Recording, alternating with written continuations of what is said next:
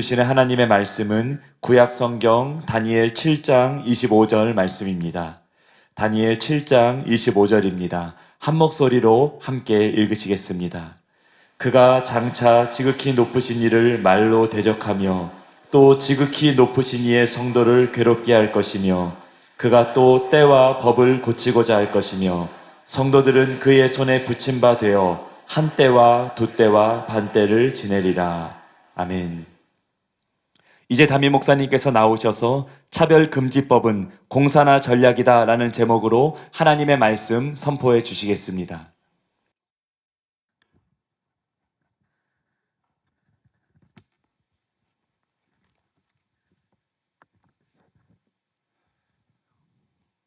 이번에 동성애 시리즈 설교가 저한테도 굉장히 좀 힘들었고요. 또 듣는 분들도 굉장히 힘들었을 것 같아요. 그래서 제가 고민하다가 다음 시간이 마지막 시간인데 진짜 마지막이에요. 이제는 다음 시간에 진짜 마지막인데 그래서 다음 주에는 떡을 하기로 했어요. 백설기에다가 건포도를 듬뿍 넣어가지고 그렇게 해서 떡을 해서 다음 주에 오는 분들에게는 다 한 덩어리씩 그렇게 나눠드릴 생각인데 예수님 때도 떡 먹으려고 많이 모였잖아요. 성경적으로 동성애 설교 때문에 지쳤던 분들 떡 먹으러 오고 다 왔으면 좋겠습니다. 자, 오늘은 동성애는 공사나 전략이다 이런 제목으로 말씀을 전하겠는데요. 제가 이 동성애 시리즈 설교를 하면서 두 가지 목적이 있었는데 첫 번째로는 동성애가 성경적으로 명백히 죄라는 것을 의심할 여지 없이 증명하고 설명하는 것이었고 두 번째로는 현 정부와 좌파의 정체를 드러내는 것이었어요. 현 정부와 좌파의 정체를 한번 노골적으로 드러내보자, 속 시원하게 드러내보자, 이것이 목적이었는데 지난 시간부터 이제 그걸 말씀드리고 있는데 오늘이 핵심입니다. 오늘이 핵심. 오늘 여러분들이 설교를 잘 들어보시면 현 정부와 좌파의 정체에 대해서 분명하게 눈을 뜨고 알게 될 줄로 믿습니다. 제가 최근에 와서 더 좌파를 강하게 비판하고 반대하고 있습니다. 그 계기가 된 것이 이종훈 교수님의 교회 해체와 젠더 이데올로기 이 책 때문이에요. 이 책의 영향이 굉장히 큰데요. 왜냐하면 그 책을 통해서 우리나라 좌파에 대해서 오래도록 궁금해했던 것들에 대한 시원한 답을 제가 얻을 수가 있었어요. 그 책을 통해서 저는 우리나라 좌파의 정체를 분명하게 알게 되었습니다. 그래서 그 책을 통해서 알게 된 현 정부와 좌파의 정체에 대해서 여러분들에게 있는 그대로 말씀을 드리겠습니다. 첫째로 따라해 보겠습니다. 색깔 논쟁인가? 좌파의 본색인가? 좌파를 갖다가 공산주의자들이다, 빨갱이다 이렇게 말을 하면 좌파에서는 항상 그렇게 말했어요. 색깔 논쟁이다. 또 이제 많은 사람들, 언론들에게 몰고 가요. 지금이 어느 시대인데 색깔 논쟁이냐, 막 해묵은 얘기를 하는 것처럼 그렇게 몰고 갑니다. 근데 좌파가 공산주의다, 좌파의 핵심 세력이 실제로는 빨갱이다. 이게 진짜 색깔 논쟁이냐, 아니면 그들의 본색이냐, 그들이 진짜 빨간색이기 때문에 빨갱이라 그러는 것이냐, 이걸 우리가 분명히 짚고 넘어가야 되는데 이 점에 대해서는 제가 이미 설명을 드린 바가 있습니다. 전에 이종훈 교수님의 책을 통해서 알게 된 좌파의 정체에 대해서 그걸 정리를 해서 여러분들에게 말씀드린 적이 있는데 오늘은 시간 절약을 위해서 그때 정리해서 여러분들에게 말씀드린 내용인데 그냥 읽어드리도록 하겠습니다. 현재 한국 사회의 정치, 경제, 사회, 문화, 학술 전 분야에 포진한 소위 좌파는 크게 두 가지 세력으로 나누어집니다. 북한의 주체사상을 추종하는 NL과 정통 레닌주의를 추종하는 PD입니다. 민족주의적 전통이 강한 한국인들의 심성에 NL이 파고들어 다수파가 되었습니다. 강철 서신으로 알려진 김영환이 주체사상을 보급하여 학습했습니다. 이 과정에서 현재 국회의원과 고위직에 있는 좌파 리더들이 성장했습니다. 현재 소위 친노 정치 파벌의 핵심으로 정부와 여당 그리고 해산된 통합진보당의 핵심 인사들이 그들입니다. 이들 NL이 사실상 좌파의 주류 세력인데 PD와의 연합으로 노조를 중심으로 한 정치투쟁, 교수 집단인 민교협, 법률가 집단인 민변 등에서 지도부로 활동하고 있습니다. 민주노총, 전교조, 민변, 민주단의 친노 세력, 해산된 통진당, 정의당 등이 모두 주사파 또는 레닌파 출신입니다. 좌파들은 기본적으로 8, 90년대에 대학가에서 유행하던 사회 구성체론과 종속이론을 대학 내 지하 동아리와 운동권 조직을 통해 학습한 경력을 가지고 있습니다. 비록 NL과 PD 두 좌파 세력이 민족이 우선인가 또는 계급 혁명이 우선인가 하는 노선 차이를 가지고 있고 서로 갈등했으나 둘 다 운동권 시절 사회 구성체론을 학습했기 때문에 이 이론을 출발점으로 삼아 그들의 정체를 간파해야 합니다. 사회 구성체론은 한국 사회의 성격 논쟁을 벌이는 것을 이론화한 것입니다. 철학적으로 이 이론은 프랑스 공산당을 선도한 마르크스주의 이론가인 루이 알티세르의 이론입니다. 이 사회 구성체론에서 반미, 반기독교 사상이 나옵니다. 좌파는 사회 구성체론에 근거한 매우 위험한 역사관을 가지고 있습니다. 이들은 6.25를 통일전쟁으로 보고 통일을 방해하기 위해 군사적으로 개입한 제국주의 미국을 적으로 규정합니다. NL과 PD 모두 미국을 원수로 학습시킵니다. 또 한국 사회의 성격을 제국주의 지배하의 식민지 또는 신식민지로 규정하고 독재 정권을 미제국주의 대리 통치 세력으로 봅니다. 그래서 식민지 해방, 즉 종속으로부터 주체성 회복을 위해 김일성 주체 사상을 이념적 대안으로 설정하고 반제국주의 민족 자주투쟁에 참여합니다. 특히 문제가 되는 것은 한국의 기독교를 극우 반공 세력으로서 미제국주의자들과 연결되어 통일을 방해하고 있다고 여기는 역사관입니다. 이들은 민족의 화해와 평화를 저지하는 근본적인 요소로 반공과 한미동맹을 중시하는 기독교를 지목합니다. 교회를 미국의 원조를 분배하는 과정에서 정치적 세력을 획득한 원수의 세력으로 학습시킵니다. 그래서 좌파 사상이 주입된 청년들이 모두 교회를 혐오하게 되고 떠나게 되는 것입니다. 좌파의 목적은 미일 동맹의 원수들을 무찌르고 북한과 손잡고 우리 민족끼리 진정한 한민족의 통일 국가를 건설하는 것입니다. 이것이 바로 이들의 해방이자 혁명입니다. 문재인이 대선 때 끝내 북한을 주적이라고 말하지 않은 것처럼 이들에게는 북한이 적이 아니고 미국과 일본이 적입니다. 현재의 대북 정책을 보시면 그것을 확인하실 수 있을 것입니다. 또한 교회가 이들의 세력의 공동의 적입니다. 결국 문재인과 좌파의 주적은 북한이 아니라 교회인 셈입니다. 좌파의 우선적인 목표인 한미동맹 해체와 주한미군 철수를 위해서는 한미동맹과 안보를 중요시하는 교회가 먼저 해체되어야 합니다. 교회는 반공과 한미동맹을 중시하는 정치의 정신적 지주 역할을 하고 있기 때문에 교회가 정신적, 사회적 영향력을 상실하고 멸절되지 않는 한 이들이 원하는 혁명과 해방은 불가능합니다. 따라서 이들의 투쟁에서 한국교회의 멸절은 주한미군 철수와 민족 해방을 위한 전략적 선결 조건일 수밖에 없습니다. 여러분, 이제 왜 좌파 언론들이 그렇게 교회 공격에 집착하는지 이해가 되시지요? 거두절미하고 좌파 사상과 교회는 양립할 수 없습니다. 좌파가 원하는 주한미군 철수를 완수했을 때 맞이하게 될 통일과 해방은 교회와 국가의 멸절을 의미합니다. 그래서 제가 좌파를 지지하는 목사들과 기독교인들에게 그토록 분노하는 것입니다. 기독교를 제거해야 할 적으로 간주하는 좌파를 목사와 신자들이 지역이기주의 혹은 전교조의 세뇌가 되어 지지한다는 것은 한마디로 미혹이요 마귀의 역사라고 할 수밖에 없기 때문입니다. 이제 왜 남북 정상회담과 북미 정상회담을 통해 설사 핵을 폐기한다 할지라도 우리에게 달라지는 것이 없다고 제가 주장하는지 이해가 되십니까? 지금까지 설명해드린 이런 자들이 북한과 의기투합해서 공약한 대로 연방제 통일을 이룬다고 생각해 보십시오. 생각만 해도 끔찍합니다. 그들이 힘을 합해 교회 멸절을 도모할 것은 명약관화한 일입니다. 제가 이 설교를 준비할 때 어떤 분이 개헌 간담회에 참석한 어느 목사님의 글을 카페에 올렸습니다. 거기에 나오는 이런 내용이 제가 말하고자 하는 것을 잘 요약해 줍니다. 북핵이 위협이 아니다. 주사파와 좌파들이 위협이다. 이게 영상으로 많이 떠돌고 있어요.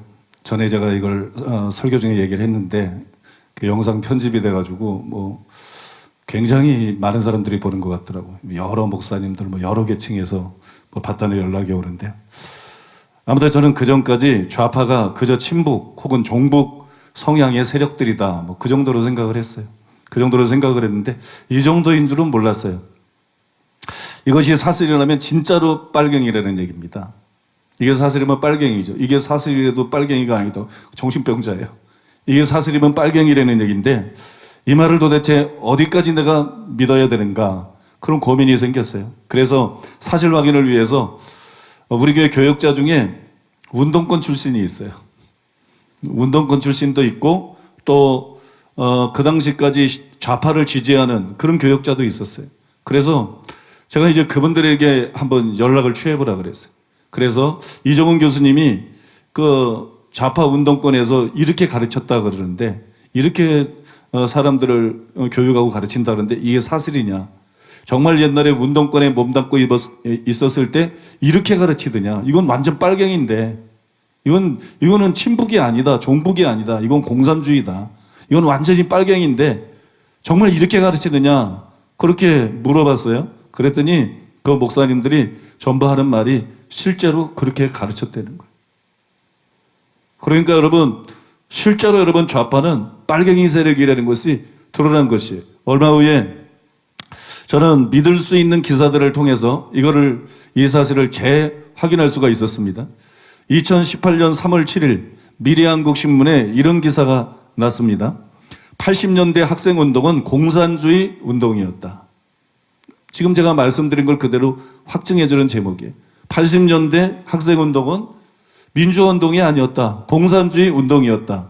전대엽 연대사업국장 출신 전향 우파 386 이동호 여의도 연구원 부원장 인터뷰를 다룬 내용인데 영화 1987 개봉으로 민주화운동에 대한 논의가 다시 부상되고 있다. 문재인 대통령은 민주화항쟁의 도화선이었던 박종철 군 고문치사 사건을 다룬 이 영화를 관람한 뒤 6월 항쟁 이후에 정권 교체를 하지 못해서 여한으로 남게 된 6월 항쟁을 완성시켜준 것이 촛불 항쟁이다라고 밝혔다.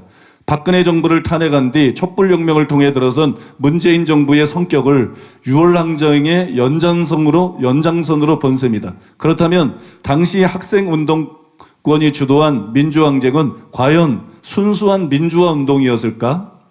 민주열사 칭호를 단 박종철, 이한열 등 운동권, 그들은 누구인가? 미래한국은 22일 이동호 여의도 연구원 부원장과 전화 인터뷰에서 민주항쟁의 성격과 이를 주도한 전대엽 운동권 세력의 실체에 관해서 들었다. 이 부원장은 87세대로 전대엽 연대 사업국장을 지냈던 전향한 우파 386이다.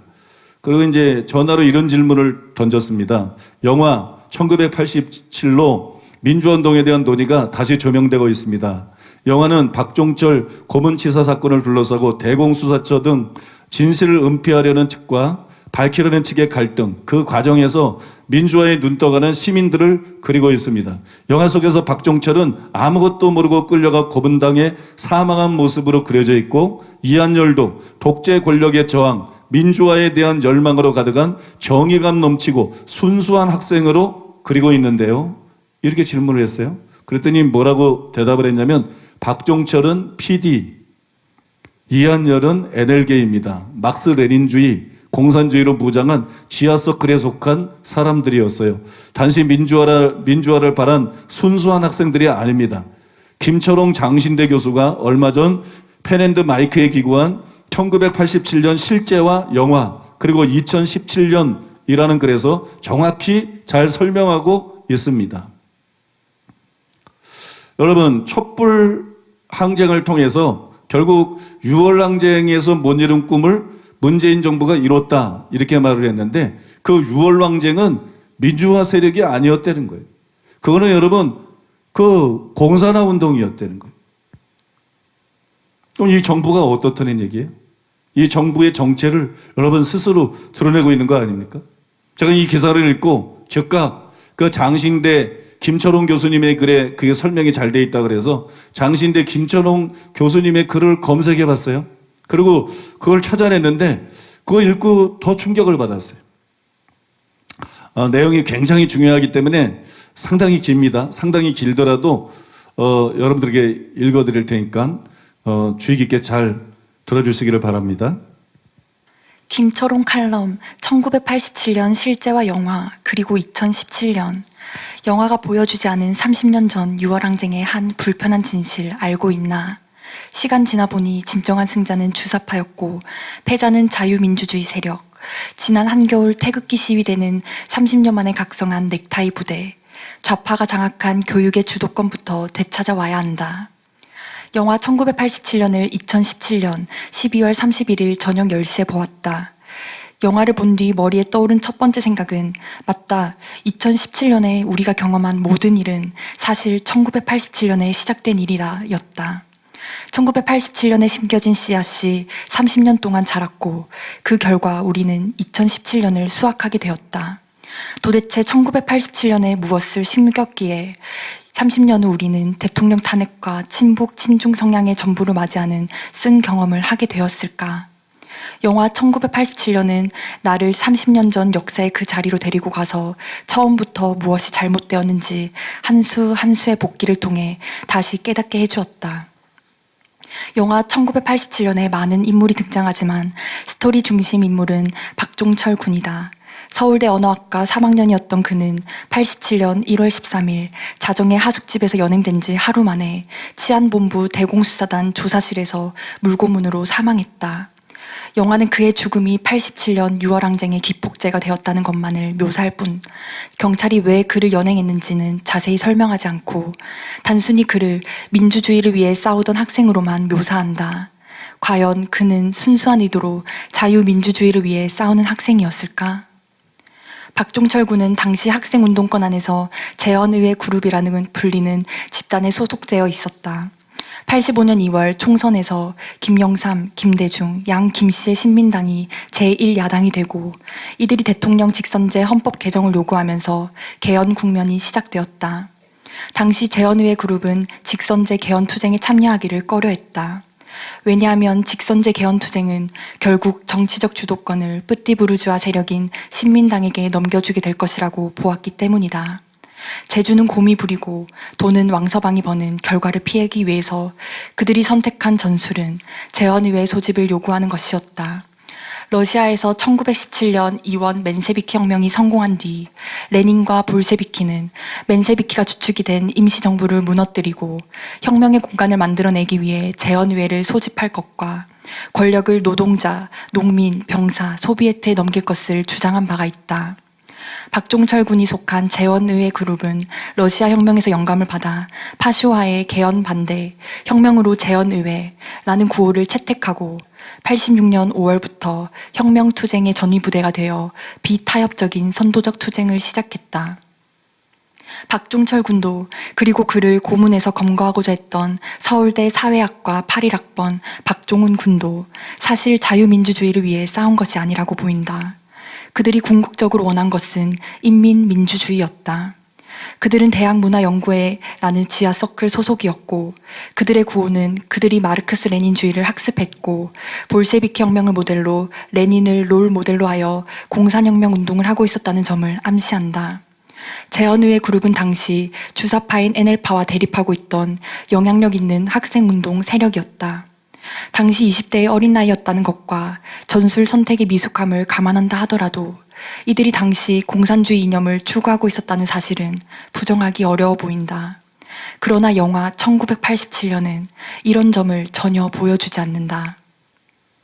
영화 1987년에서 미처 다루지 않지만 87년을 이해하기 위해 알고 있어야 할 중요한 사건은 86년 4월 28일에 서울대 미생물학과 83학번 김세진, 서울대 정치학과 83학번 이재호, 이 두 학생이 전방 입소 교육에 반대하여 분신한 사건이다. 당시 남자 대학생들은 5박 6일간 군부대에 입소하여 훈련을 받고 교련 1학점을 이수해야 했다. 이 두 사람은 입소 당일 아침 신림역 사거리에서 전방 입소 반대 시위 중 분신하였다. 이한열 군의 죽음은 계획되지 않은 사고였지만 이들의 죽음은 준비된 희생이었다. 그들의 귀중한 생명이 희생된 것은 정말 안타까운 일이지만 지금 감상에 빠져 있을 겨를이 없다. 왜냐하면 이 사건은 대학가의 주체 사상파의 등장을 예고하는 전주곡이었기 때문이다. 그날 시위에서 사용되었던 구호는 반전, 반핵, 양키 고홈, 양키의 용병교육, 전방입소, 결사반대였다. 이런 구호는 주적을 군사독재로 보지 않고 미제국주의로 본다. 미군 철수와 한반도 미제 핵기지와 결사 저지를 외쳤다는 점에서 이들은 독재 타도를 외쳤던 그 이전의 학생운동과 명확히 구분된다. 이 구호들은 왜 문재인 정부가 원전마저 제거하는 반핵 노선을 걷고 있는지 예언적으로 보여준다. 85년 가을부터 반제국주의 그룹이라는 가면을 쓰고 등장하여 학생운동의 주류가 된 그룹이 있었다. 86년 봄이 지나가면서 이들은 가면을 벗고 자신의 본 얼굴을 당당하게 공개했다. 그들은 주사파였다. 주사파가 커밍아웃한 이래 당시 운동권 학생들의 아침 인사는 어젯밤 대남방송 들었나 였다. 못 들은 학생은 들은 학생한테 방송 내용을 전달받고 하루 일과를 시작했다. 1987년이 되면서 주사파는 학생운동의 대다수 조직을 장악했다. 주사파는 신민당이 주도하던 대통령 직선제 헌법 개정 투쟁에 적극 참여할 것을 결정했다. 주체파와 달리 재헌의회 그룹은 직선제 개헌에 미온적이었고 소수파였기 때문에 87년 6월 항쟁을 주도하던 대학생 시위대의 대부분은 주사파였다. 재헌의회 소집파에 속한 박종철이 희생되었을 때 주사파는 그의 죽음을 직선제 개헌 투쟁에 적극 활용하였다. 영화에서 박종철을 살려내라 라는 플랜카드를 들고 시위하는 장면에 등장하는 시위대는 대부분 주사파였다. 재헌의회 소집파가 훗날 PD 계열로 계승되었으므로 박종철 고문치사 사건 자체만을 놓고 보면 PD 계열의 희생을 기반으로 해서 NL 주사파가 직선제 투쟁에서 약진하게 되었다. 문재인 대통령이 세월호 방명록에 고맙다라고 쓴 것과 비슷한 상황이 발생한 것이다. 박종철의 희생에 감사와 경의를 표하는 것은 나만의 주사파만이 아니다. 박종철 군은 1987년 3월 3일 김일성 종합대학 조선어학부 조선어학과 3학년에 등록되어 89년 8월 10일 졸업한 것으로 되어 있다. 물론 분신을 자살한 김세진 군에게 1990년 8월 15일 조선민주주의인민공화국 조국 통일상에 추서된 것이나 이재용 군이 2006년 북조선에서 민족 민주 애국 열사에 추서된 것에 비하면 그 등급이 낮긴 하지만 당시 서울대 총학생회는 북한의 김일성 종합대학과 자매 결연 관계를 맺고 있었기에 그나마 김일성 종합대학 졸업장을 받게 되었다. 박종철 군이 인문대 언어학과였다는 것을 고려하여 다른 전공이 아닌 조선어학과에 등록시킨 것은 매우 세심한 배려라고 여겨진다. 87년 5월 18일 명동성당에서 박종철 고문치사 사건이 경찰에 의해 축소, 은폐되었다는 것이 폭로되자 직선제 투쟁은 대중적 호응을 받기 시작한다. 6월 10일에 예정된 규탄대회 하루 전 연세대 경영학과 86학번 이한열 군이 최루탄의 직격탄을 맞아 부상하는 사건이 일어난다. 6월 10일부터 대학생들의 가두투쟁에 극적인 변화가 일어나기 시작한다. 넥타이 부대가 시위대에 합류하기 시작한 것이다. 당시 정부가 6월 10일에 직장인들을 조기 퇴근시키고 도심을 지나가는 지하철을 무정차 통과시켰기 때문에 도심의 직장인들은 회사에서 일찍 나왔는데 집으로 갈 교통수단이 없어 시내에 계속 머물 수밖에 없었다. 게다가 서머타임 때문에 해가 길어진 터라 시위대에 일반 대중이 참여할 수 있는 호조건이 만들어졌다. 만약 넥타이 부대가 합류하지 않았더라면 주사파가 주도하는 6월 항쟁이 성공할 수 있었을까? 성공할 수 없었을 것이다. 박종철 군과 이한열 군의 희생이 6월 항쟁의 성공의 필요 조건이었다면 넥타이 부대의 합류는 충분 조건이었던 셈이다. 그렇게 해서 우리는 대통령 직선제 개헌을 하고 지금까지 1987년 헌법 체제 하에서 30년을 살아왔다. 그렇다면 87년 6월 항쟁의 승자는 누구였고 패자는 누구였나? 얼핏 보면 군사 독재 정권이 패자고 넥타이 부대를 포함한 민중이 승자인 것처럼 보인다. 적어도 겉으로 보기엔 그렇다. 하지만 6월 항쟁을 운동권 내부에서 보면 그렇지 않다. 진정한 승자는 주사파였고 진정한 패자는 넥타이 부대를 포함한 자유민주주의 세력이었다. PD 계열도 그때 NL에게 밀린 이후로 지금까지 길을 못 피고 있다. 2017년 11월 7일 유튜브로 올라온 영상 주사파에게 체제전쟁 선포한 이종혁 의원에서 자유한국당 이종혁 최고위원은 이렇게 말한다. 우리는 군사 독재 정권을 종식시키고 국민들에게 정부 선택권만 돌려주면 이 나라는 자유민주주의를 기반으로 번영된 나라로 잘 갈 것이라고 생각했습니다. 그런데 30여 년이 지난 오늘 이것이 전략적 오류였음을 저는 오늘 국민 여러분께 자인하고자 합니다. 지금 이 나라는 주사파가 나라를 끌고 가고 있습니다.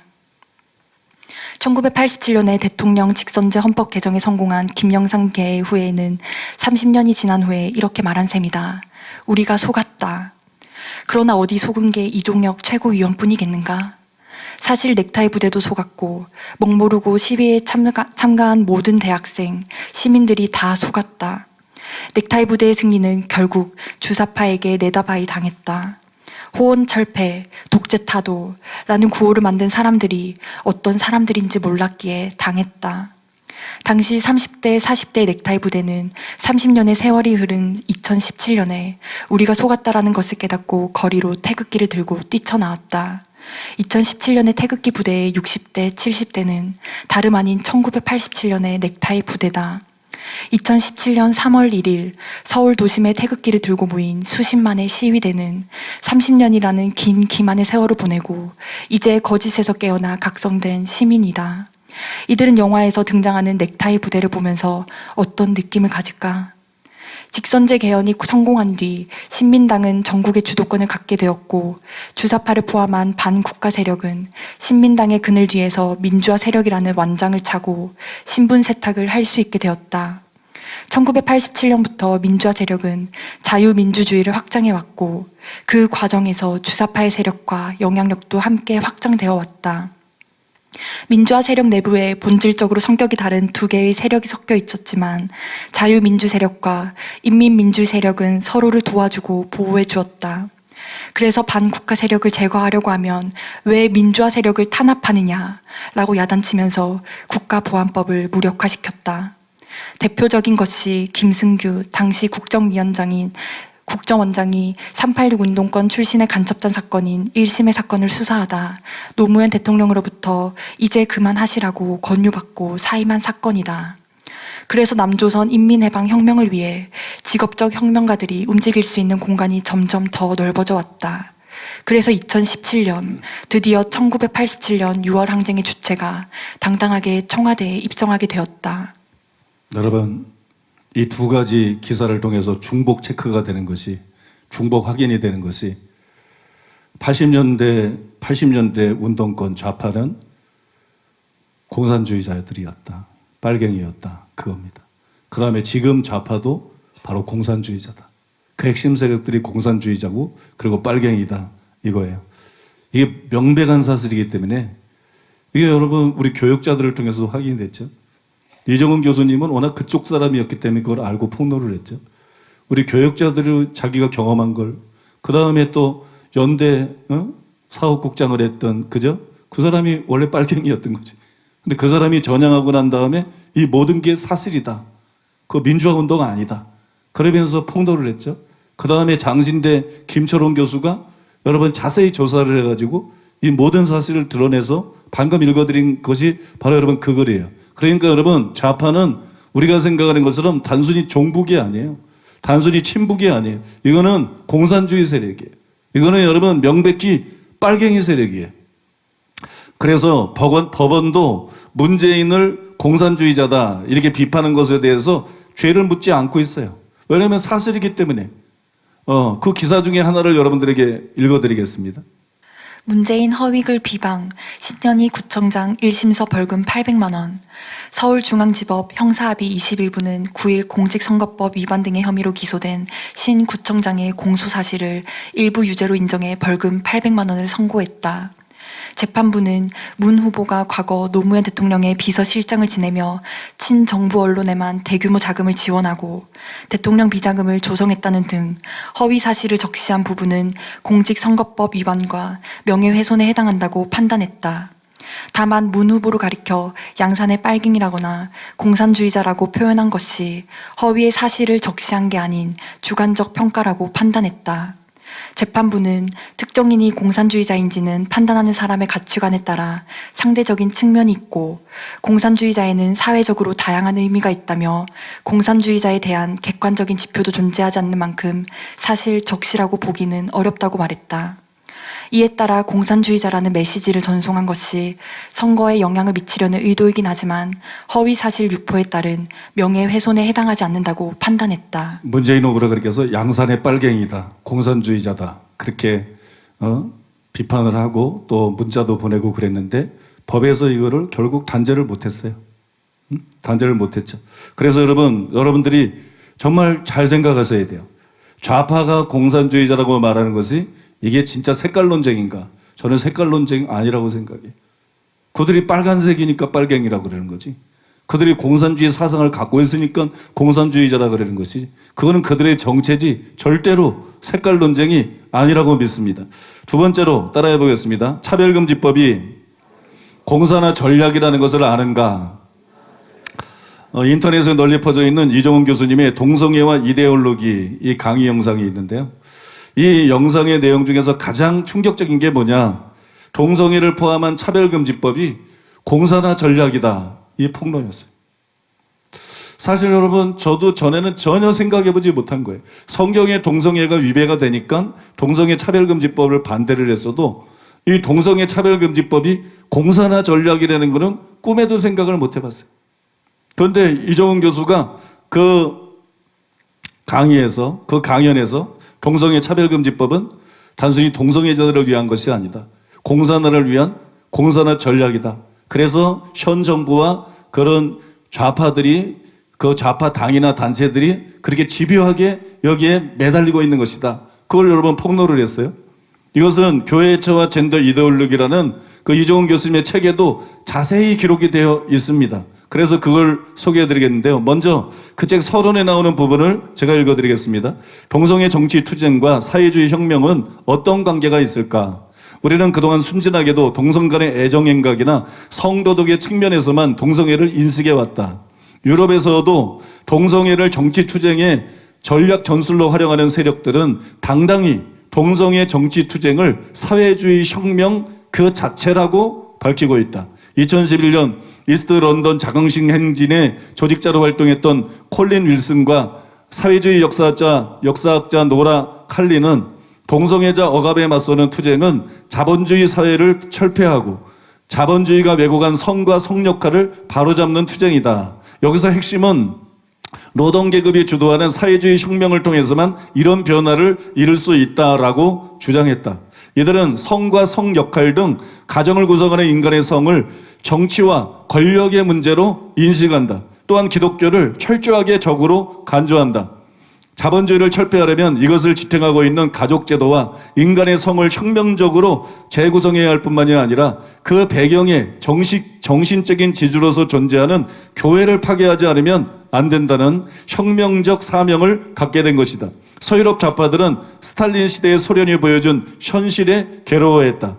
유토피아의 약속은 환상이었고 현실은 정치범 수용소와 학살로 상징되는 독재자 개인 숭배와 전체주의 독재 정치였다.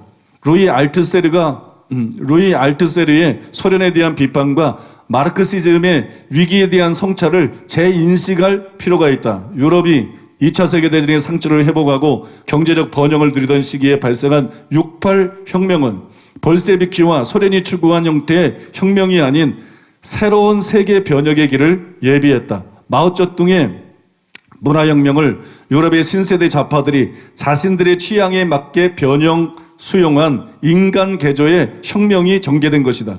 68혁명의 이념은 마오이즘과 음란한 시피문화, 여기에 프랑크푸르트 학파의 철학과 구조주의, 후기 구조주의 철학 등이 융합되어서 형성되었다. 이 저항의 이데올로기는 교회와 전통을 해체하여 유럽과 세계를 변화시켰다. 한마디로 서구가 이뤄간 근대성을 해체하는 저항의 이데올로기가 탄생한 것이다. 서구의 근대성은 사실상 종교개혁이 기초가 되어 형성이 된 자본주의와 자유민주주의 체제로 설명할 수 있다. 68혁명의 저항 이데올로기는 바로 이러한 서구 사회를 지탱해 오던 정신과 권위 그리고 질서를 철저하게 해체하는 것을 목표로 하는 것이고, 교회가 가지고 있던 모든 지적 도덕적인 영향력을 분쇄하고 무신론과 유물론이 지배하는 사회를 지향하는 것이다. 이 과정에서 가장 기본적인 창조 질서를 상징하는 남녀라는 주어진 성별의 해체와 젠더 개념을 통한 성의 재구성이 혁명의 전략 전술로 활용되었다. 이후 결과적으로 젠더마저도 해체해버리는 구원과 해방의 혁명 전선이 젠더 이데올로기로 구축된 것이다. 동성애의 확산과 동성혼의 합법화는 해방과 혁명의 신호탄이다. 결국 이들의 지향점은 자본주의의 패절이다. 소련과 동구의 사회주의권의 몰락 그리고 북한 체제의 실상이 드러난 이후 방황하던 한국의 좌파 세력들은 바로 이 유럽을 휩쓸고 북미를 변화시킨 새로운 혁명 이데올로기를 수입해서 한국을 혁신적으로 변화시키려는 의욕에 사로잡혀 있다.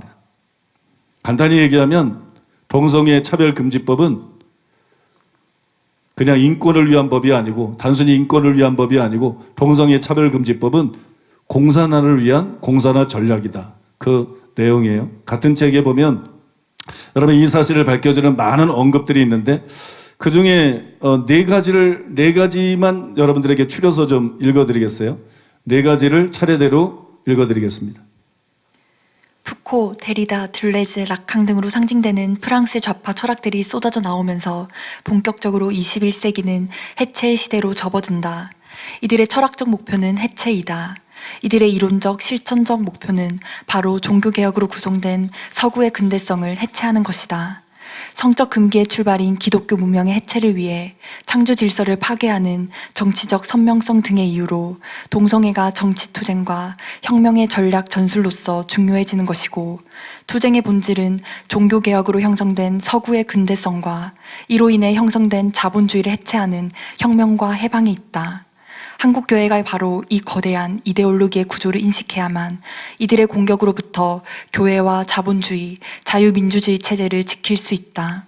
동성애는 이러한 혁명과 투쟁의 전략, 전술일 뿐이다. 한국 지식계의 습성은 사실상 종속적이라고 할 수 있다. 특히 386 운동권 세대가 학계를 장악한 이후 완전하게 좌경화되었다. 소련의 붕괴와 북한 체제의 실상이 드러난 이후 방황하던 한국의 좌파들은 서구 추종 일변도의 학계 분위기에 변승해 이러한 철학과 사상들을 수입하는 데 열을 올렸다. 비판적 수용이 아닌 일방적인 수입이라고 할 수 있다. 외교 안보 분야에서는 북한을 의식해서 편협하고 극단적인 민족주의를 내세우면서도 철학과 사상 분야에서는 무비판적으로 6.8 이후 형성된 서구의 좌파 사상을 추종하는 한국의 좌파 세력은 진정 국가와 교회를 위협하는 위험분자들이라고 규정하지 않을 수 없다. 구소련과 동구권의 붕괴, 북한의 실상이 알려진 이후 투쟁 노선과 전략 전술을 상실한 한국의 좌파, 주로 NL 주사파들이 유럽 신좌파의 성정치, 성혁명이 젊은 층을 흡수하는 파괴력을 인식하고 이 방향으로 투쟁 노선을 전환했다고 보아야 한다. 해산된 통진당의 K 전 의원이 지속적으로 차별금지법 입법을 위해 노력했고 동성 결혼식을 지지했다는 사실에 주목할 필요가 있다. 국내의 모든 좌파 정당이 유럽의 좌파 정당을 본떠서 성정치위원회와 성소수자위원회를 만들었다. 총선 때 성정치를 선거를 위한 정책 이슈로 부각시켰다. 한나 아렌트는 칼 야스퍼스에게 보낸 편지에서 우리가 1848년 마르크스의 공산당 선언회에서 배우듯 21세기 아이들은 1968년에서 배울 것입니다. 라고 썼다. 그녀의 예언대로 21세기 좌파들의 사상적 근간은 68혁명과 그에 상응하는 철학들이다. 68혁명은 일본의 급진적 학생운동을 비롯하여 세계적인 영향을 끼쳤다. 사실상 세계를 변화시켰다. 이 변화의 핵심은 서구가 자랑하던 프로테스탄티즘의 영향으로 형성된 서구적 근대성의 해체라고 답할 수 있다. 문재인 정부가 추진하는 원전 반대와 젠더에 기초한 성평등의 아이디어들은 사실상 68의 정신을 계승하는 것이다. 한국의 명실상부한 68의 이념을 실현하기 위한 혁명 정부가 들어선 것이라고 평가할 수 있다. 여러분, 소개해드린 것처럼 차별금지법은 동성애들의 인권을 위한 법이 아니라 공산주의자들의 공산화를 위한 전략이에요. 우리나라뿐만이 아니에요. 유럽도 마찬가지였고, 여러분, 일본, 가까운 일본도 좌파 정당이 똑같은 전략들을 지금 구사하고 있어요. 그래서 여러분들이 차별금지법이 공산화 전략이라는 것을 분명히 알고 이걸 막아내야 되는 거예요. 반드시 여러분 차별금지법 제정을 막아내야 될 줄로 믿습니다. 여러분도 잘 아시겠지만 김대중, 노무현, 문재인, 여러분이 좌파 정부의 특징이 뭐예요? 북한 인권을 외면한다는 거예요. 북한 동포의 인권뿐만이 아니고 저는 뭐 아주 간단히 생각합니다. 우리 목회자 중에도 탈북해서 목사가 돼서 우리 부교육자로 있는 분이 있죠. 제가 그분에게 옛날에 북한 소식들을 좀 자세히 전해 들었는데, 북한에서 뭐 30년 이상을 산 사람이니까 부부가 다. 그 북한에서 북한 소식을 전해 들었는데, 북한에 금강산이 있잖아요. 그 금강산을 일반 국민들은 못 가요.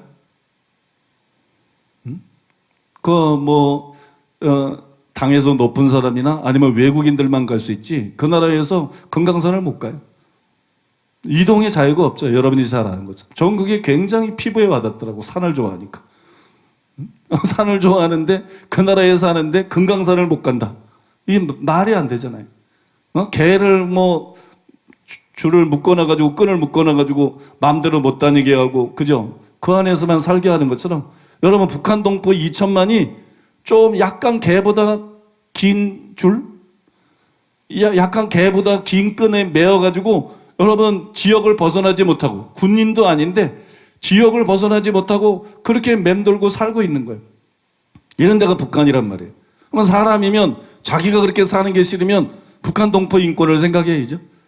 더구나 여러분, 수용소에는 13만 명이 넘는 사람들이 개되지만도 못한 삶을 살아가고 있는데, 고문당하고 유린당하고 죽어가고 개되지 못한 삶을 살아가고 있는데, 여러분 사람이라면 그 인권을 생각해야지.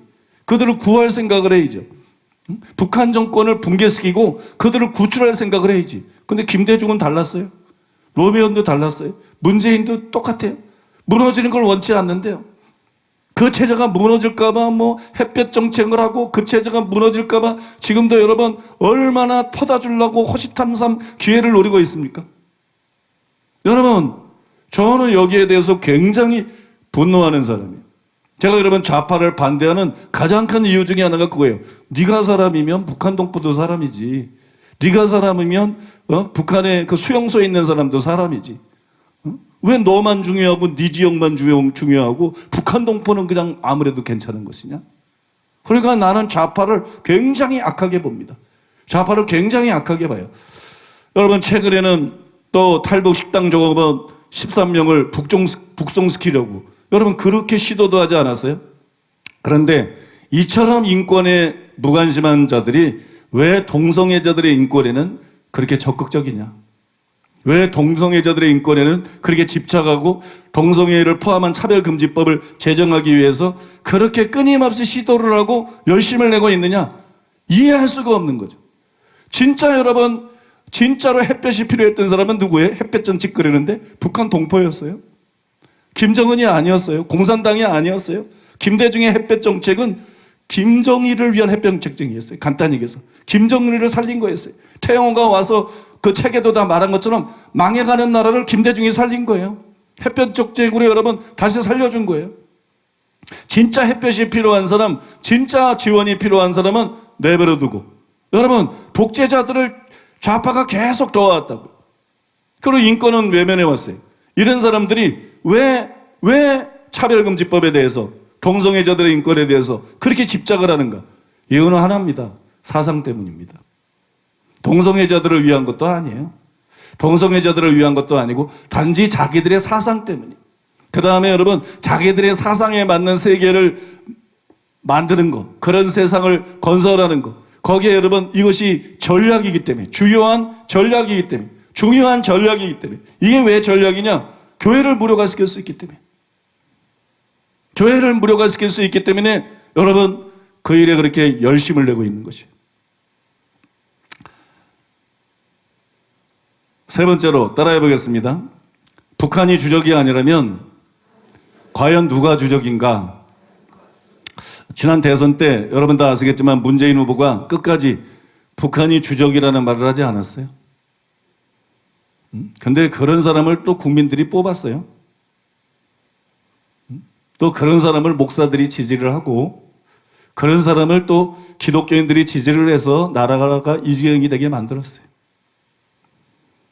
뭐 문재인만 보고 뭐라 그럴 것도 못 돼. 국민들이 나빠. 목사들이 나쁘고 기독교인들이 나빠. 아무튼 그렇다면 우리와는 주적이 다르다는 얘기예요. 대한민국 사람은 당연히 북한이 주적이라고 생각하는데 이거 주적이 다르다는 얘기죠. 주적이 따로 있다는 말이에요. 그러면 과연 여러분 현 정부와 좌파의 주적은 누구일까요? 이정훈 교수님은 교회 해체와 젠더 이데올로기라는 책에서 좌파의 진짜 주적이 누구인지를 정확하게 밝히고 있어요. 여러 차례 밝혔어요. 그래서 그 중에 대표적인 거 네 곳을 인용하려고 그러는데 오늘은 제가 이렇게 설교를 하면서 인용을 할 수밖에 없어요. 왜냐하면 나는 이런 분야의 전문가가 아니기 때문에 이런 전문가들의 책을 통해서 분별하고 배운 거를 여러분들에게 이렇게 나누는 것이기 때문에 내가 그냥 뭐 전문가가 아닌데 말한다고 믿겠어요? 그래서 인용할 수밖에 없는데 그중에 대표적인 건 네 곳을 인용하겠는데 첫 번째 부분은 제가 읽겠습니다. 한국 좌파들은 크게 두 가지 세력으로 나누어집니다.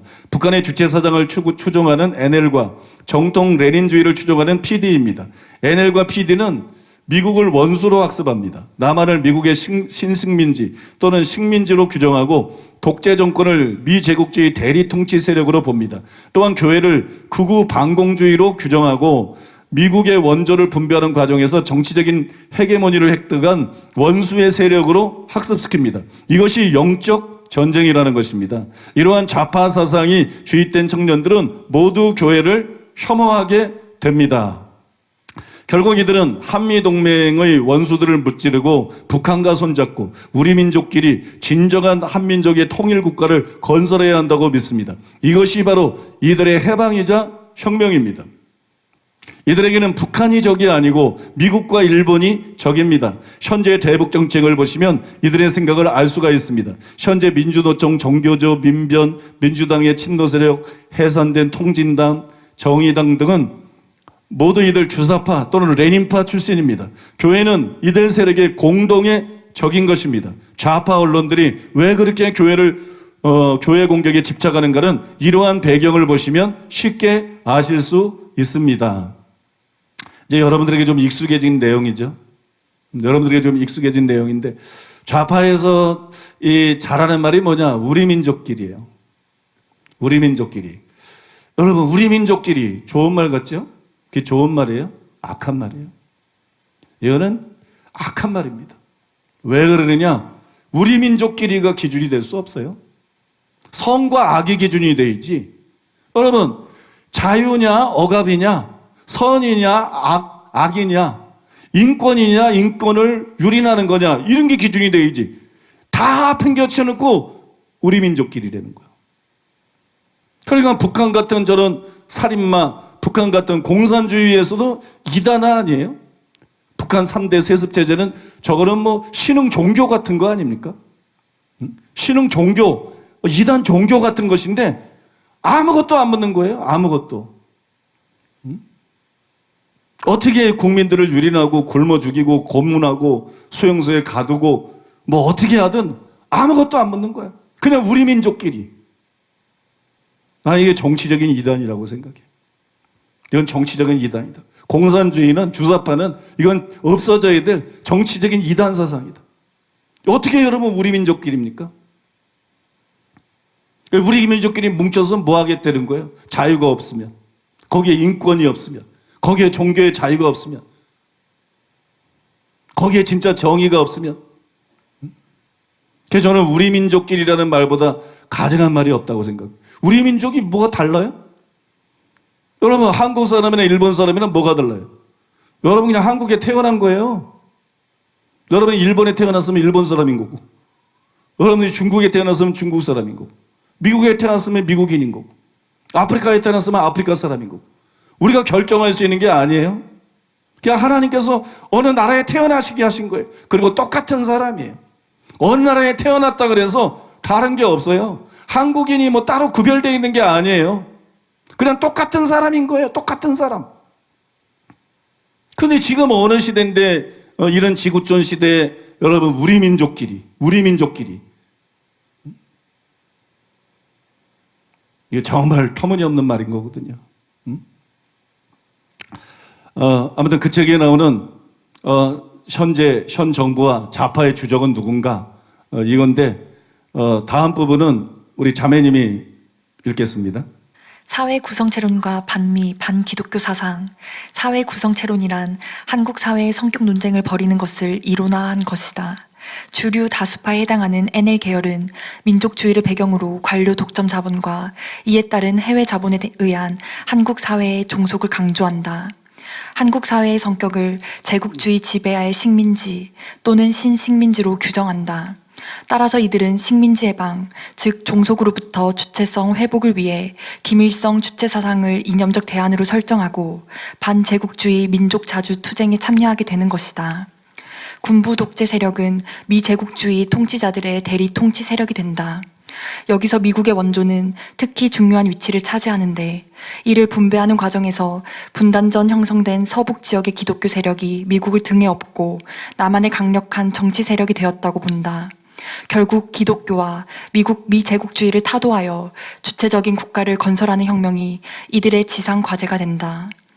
좌파 진영 내부 논쟁과 노선 차이를 고려하더라도 이들의 이념과 사상의 배경에는 구조주의적 관점에서 마르크스와 레닌을 해석한 사회 구성 체론이 공통적으로 존재한다.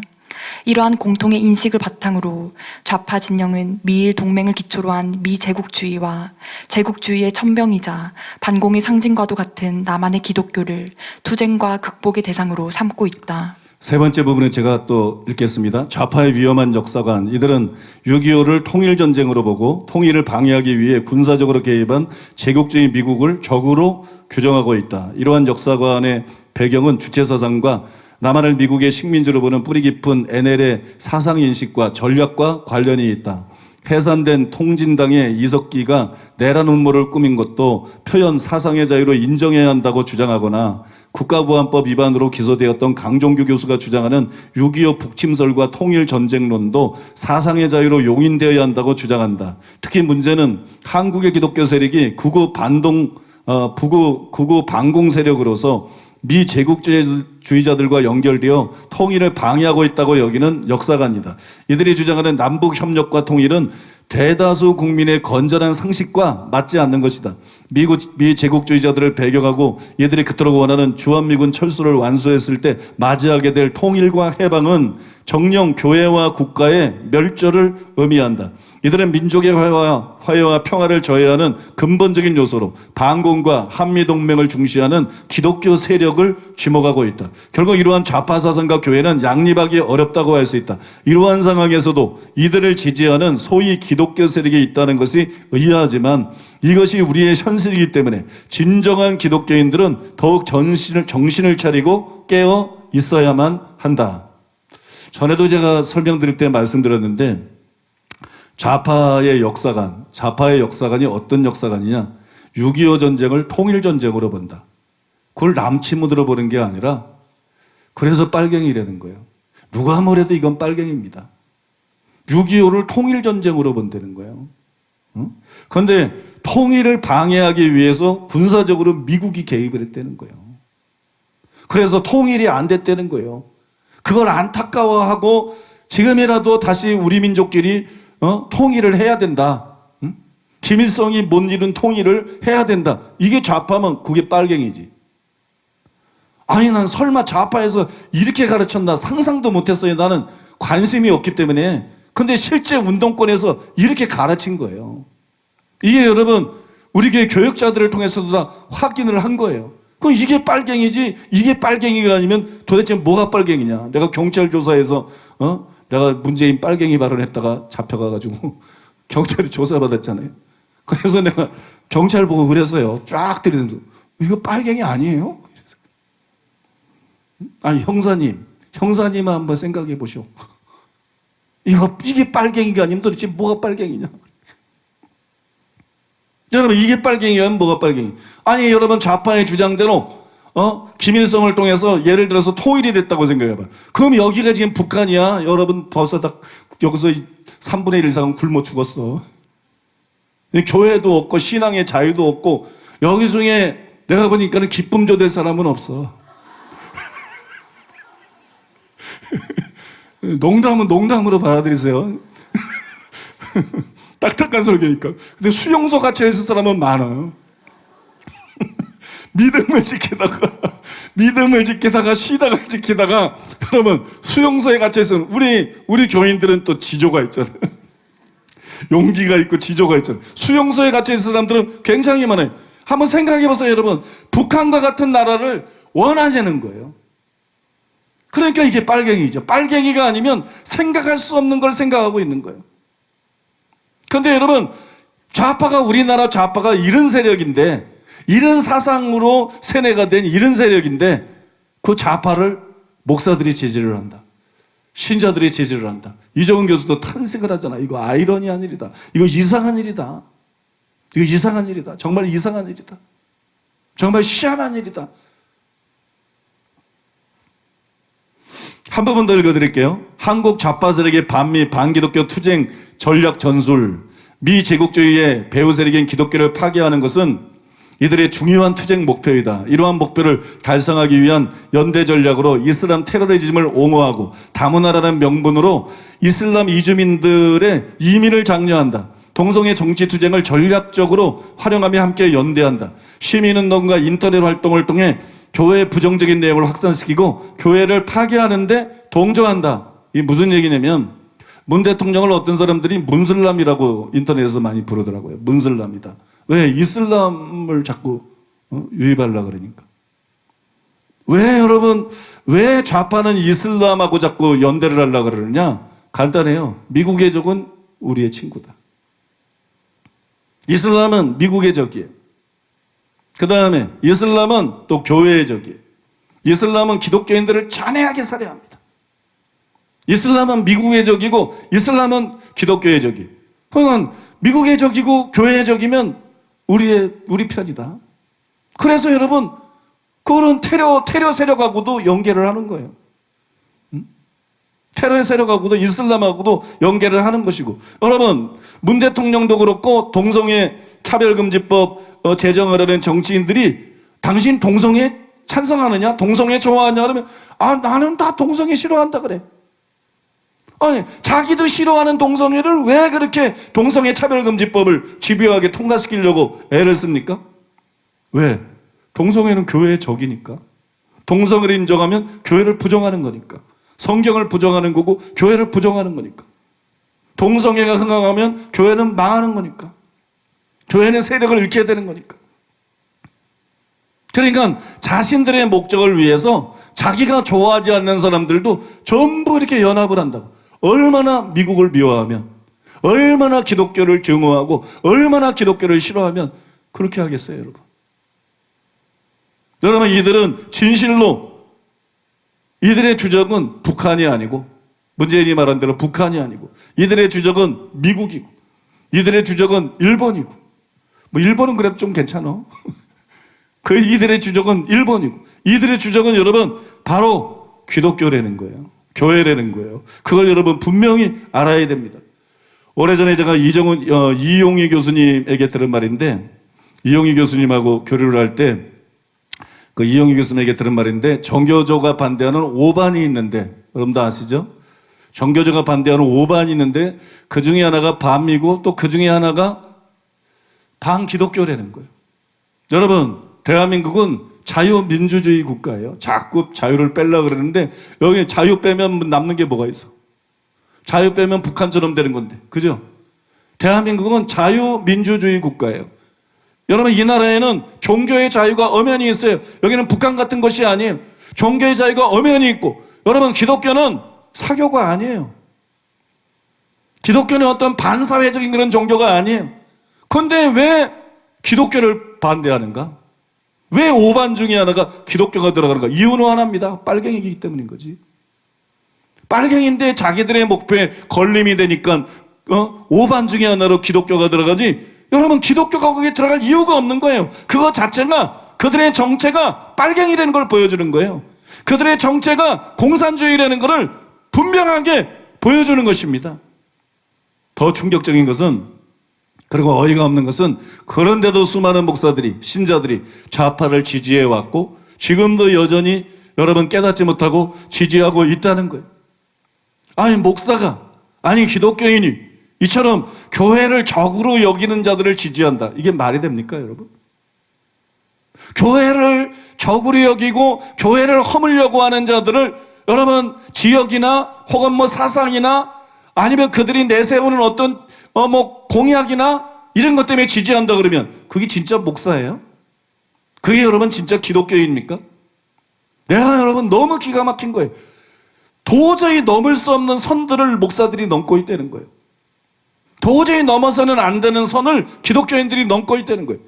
아니 타협할 게 따로 있는 거지. 교회를 적으로 여기는 게 현 정부인데, 교회를 적으로 여기는 게 여러분 좌파인데, 목사가 어떻게 좌파를 지지하냐고. 기독교인이 어떻게 좌파를 지지하냐고. 그래서 저는 이것이 마귀의 역사라고 생각하는 거예요. 이거는 마귀의 역사다. 이거는 사탄이 가져온 미혹이다. 목사들 속에 있는 이기심이, 자기만 하는 이기심이, 그 흉악한 암덩어리 같은 이기심이, 신자들 속에 있는, 국민들 속에 있는 자기만 하는 그 흉악한 암덩어리 같은 이기심이 결국 마귀에게 미혹되게 만든 것이다. 사탄에게 그렇게 철저하게 미혹되게 만든 것이다. 정부가 자기 정체를 계속 연거푸해서 드러내도 소용이 없을 정도로, 요지부동일 정도로 그게 미혹이거든. 여러분 이단에 미혹된 사람은 앞만 말해도 꿈쩍도 안 해요. 꿈쩍도 안 한다고. 그게 미혹이거든.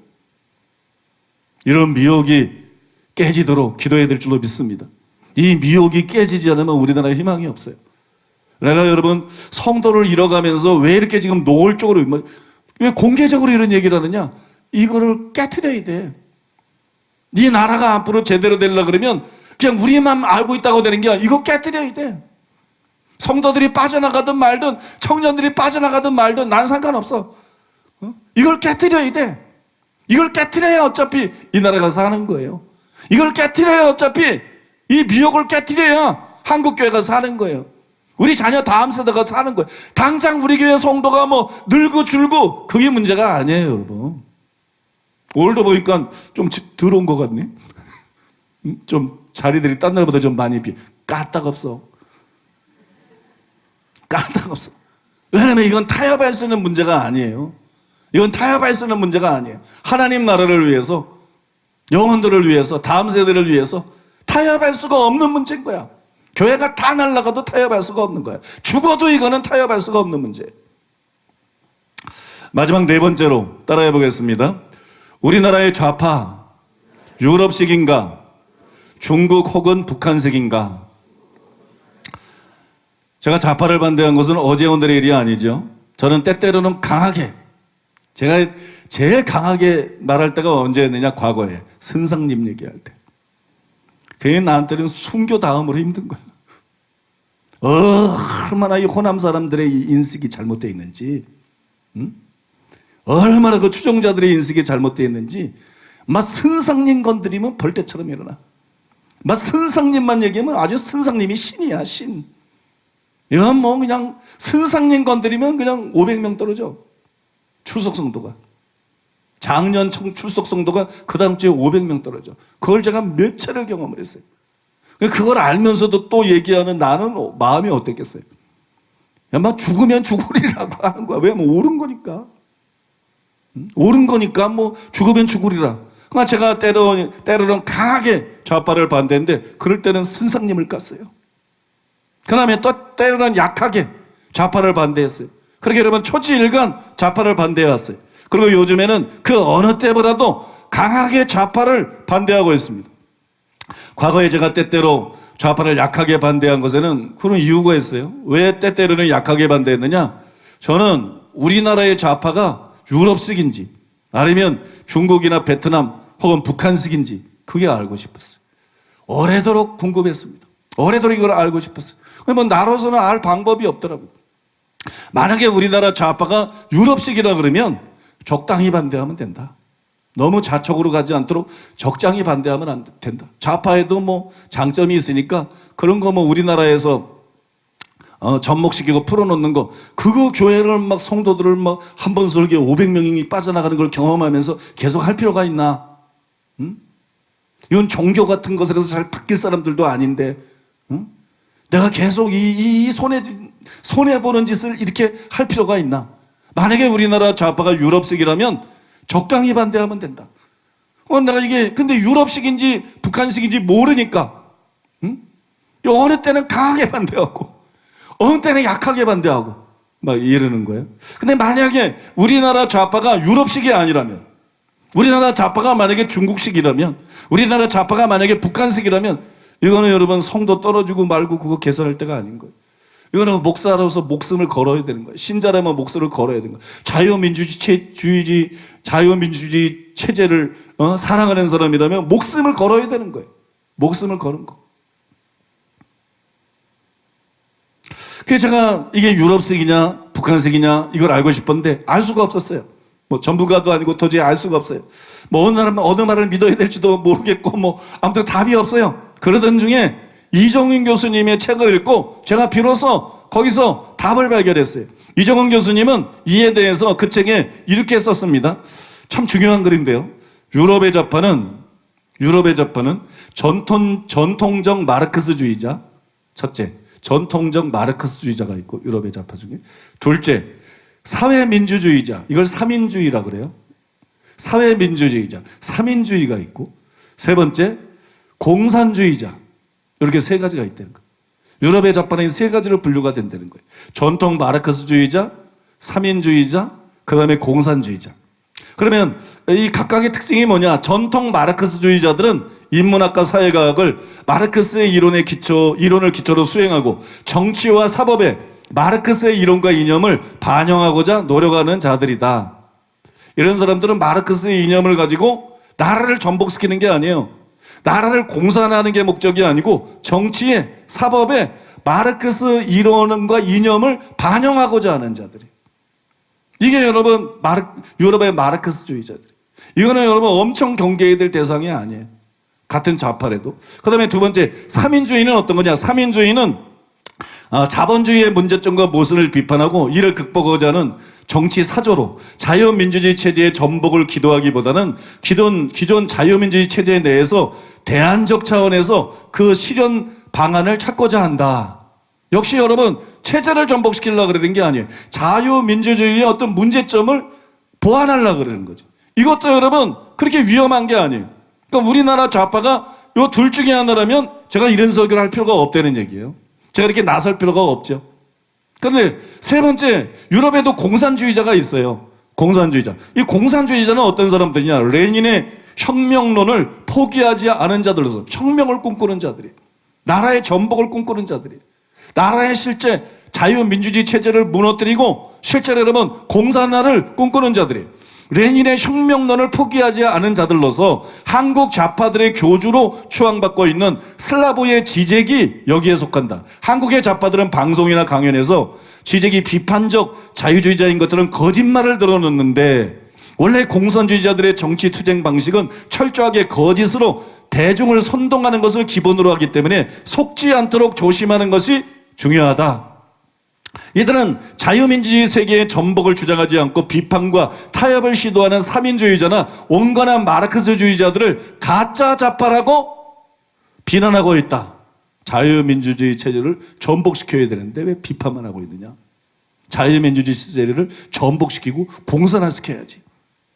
그러니까 자유민주주의 체제를 전복시키고 공산화해야 된다고 믿는 사람들이 바로 유럽의 공산주의자들, 이런 자들이 있다는 거예요. 그 대표적인 사람이 슬라보의 지젝이라는 거예요. 그 사상가가. 그런데 우리나라 좌파는 이 슬라보의 지젝을 교주처럼 추앙하고 있다는 거예요. 그리고 사람들은 속인다는 거예요. 이 사람이 그렇게 과격한 사람이 아닌 것처럼, 중도 노선인 것처럼 속이고 있지만 슬라보의 지젝은 실제로 공산주의자고 과격한 이론의 소유자라는 거예요. 그래서 제가 슬라보의 지젝은 또 뭐냐? 뭐 새가 지저귀는 것 같은 이름인데, 이 슬라브의 지제가 또 누구냐? 그래서 제가 이제 슬라브의 지제를 알아보려고 슬라브의 지제가 어떤 사람인지 찾아봤어요. 뭐 인터넷에도 찾아봤지만 그 이종훈 교수님 책에도 잘 나와 있더라고요. 이종훈 교수님 책에 보면 슬라브의 지제에 대해서 이렇게 썼습니다. 슬라버의 지적, 근본주의적 좌파, 레닌의 부활. 지적은 유럽의 자유주의적 좌파와 사민주의자들이 혁명을 말하면서도 혁명을 위해 치러야 할 대가에 대해서는 눈을 감는다고 비판한다. 자신의 학문적 특권이 위협받지 않는 한도 내에서 마르크스주의를 옹호하거나 급진적 담론을 쏟아내는 강단 좌파도 비판한다. 자본주의 사회에 존재하는 폭력으로 생태계 파괴, 인권 침해, 성차별, 동성애 혐오를 지목했다.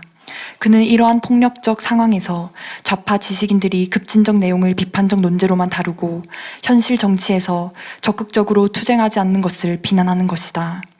지적의 이론을 따를 경우 동성애 혐오 세력인 교회를 향해 폭력을 사용하는 것도 주저해서는 안 된다. 한국의 좌파들은 이렇게 위험한 철학자를 자유주의의 비판적인 중도좌파 정도로 위장해서 지속적인 연대를 시도하고 있다. 서울의 모 사립대학에서는 그를 겸임교수로 임용하기도 했다. 그는 레닌적 제스처라는 개념을 주장했다.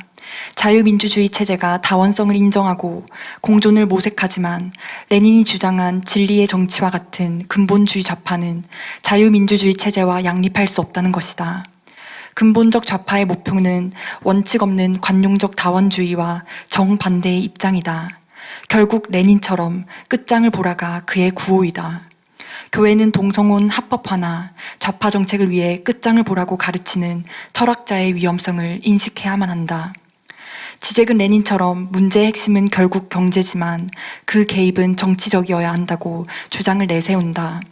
단순히 세계화에 반대하는 것만으로는 부족하고 자유민주주의가 사실상 자본주의의 사적 소유에 근거하고 있다는 점을 밝혀 자유주의적 의회 민주주의 자체를 전복시켜야 한다는 것이다.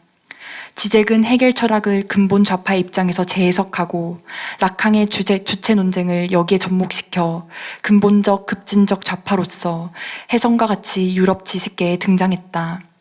온건한 유럽 좌파들의 허위의식을 드러내고 결국 레닌적 방법론은 유럽과 세계의 자본주의를 전복시켜야 한다는 이론을 주창했다. 구체적으로 예를 들어 설명하면 동성애 인권을 위한 인정투쟁을 자유민주주의 체제 내에서 온건하게 하는 것만으로는 부족하고 강단에서 학생들을 선동하고 급진적 성정치를 대중에게 보급하는 것만으로는 안 된다. 이런 운동에서 더 나아가 동성애 혐오의 기반이 되는 체제 자체를 전복시키기 위한 투쟁에 나서라는 메시지인 것이다. 이렇게 위험한 사상을 교조적으로 떠받들고 지적을 교주처럼 추앙하는 자들이 바로 한국의 좌파들이다. 지적은 쌍용 자동차 노조 투쟁의 지지 표명 등 한국의 노동 정치 문제에 직간접적으로 참여하고 있다. 잘 들으셨습니까? 불행하게도 우리나라 좌파는 유럽식이 아니에요. 저는 정말 유럽식이기를 바랬어요. 불행하게도 우리나라 좌파는 유럽식이 아니에요. 중국식이거나 북한식입니다. 말 그대로 공산주의예요. 제가 최근에 다시 한번 이게 사실이라는 걸 확인할 수 있었어요.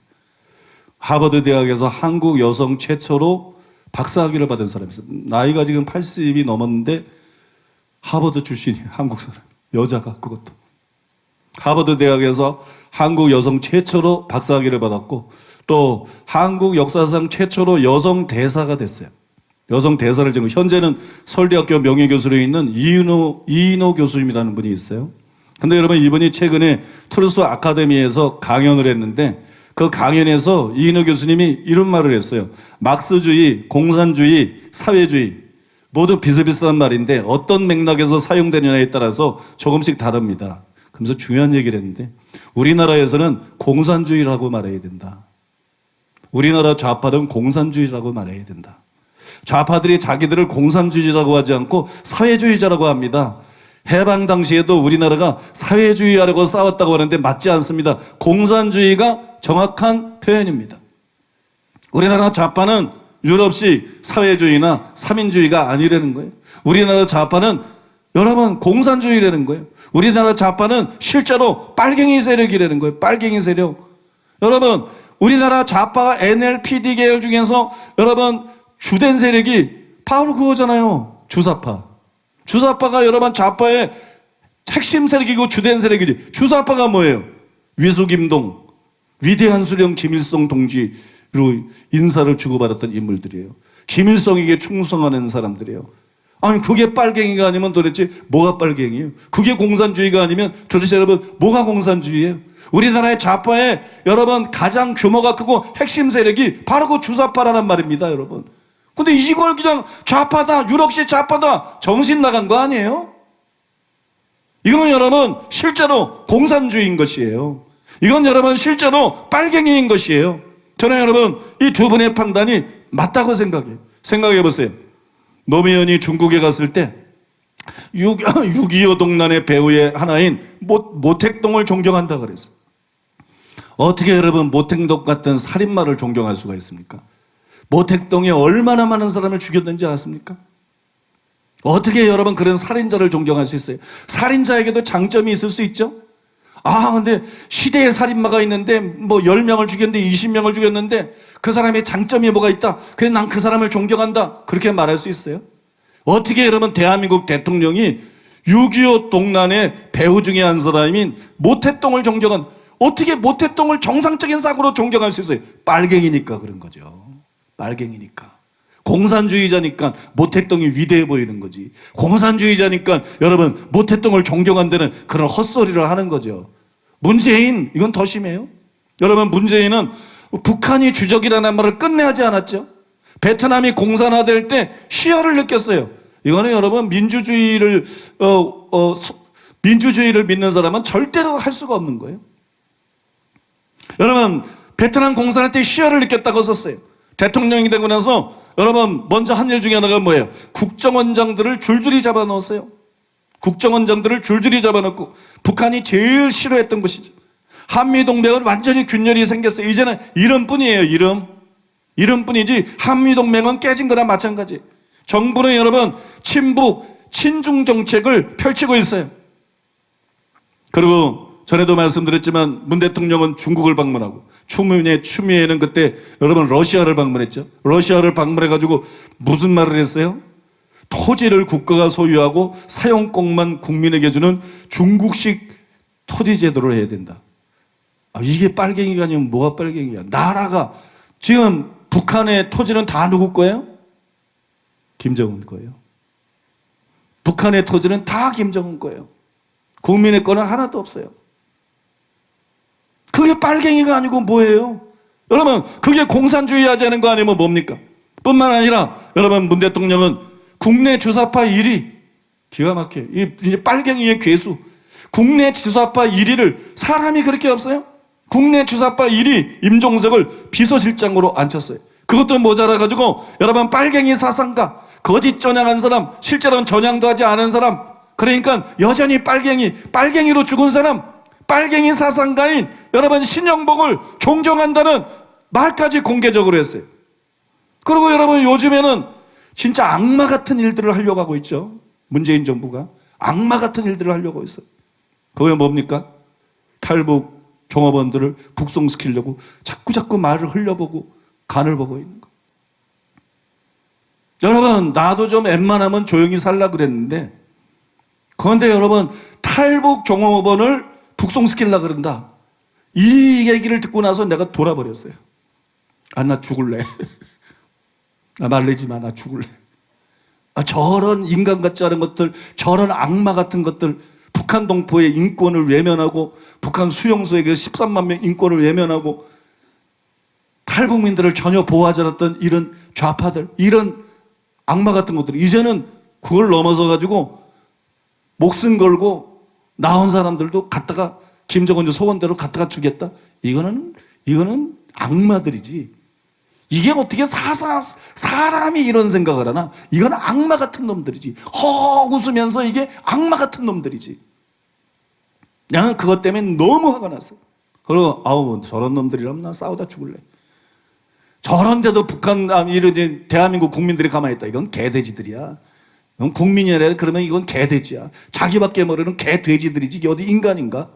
응?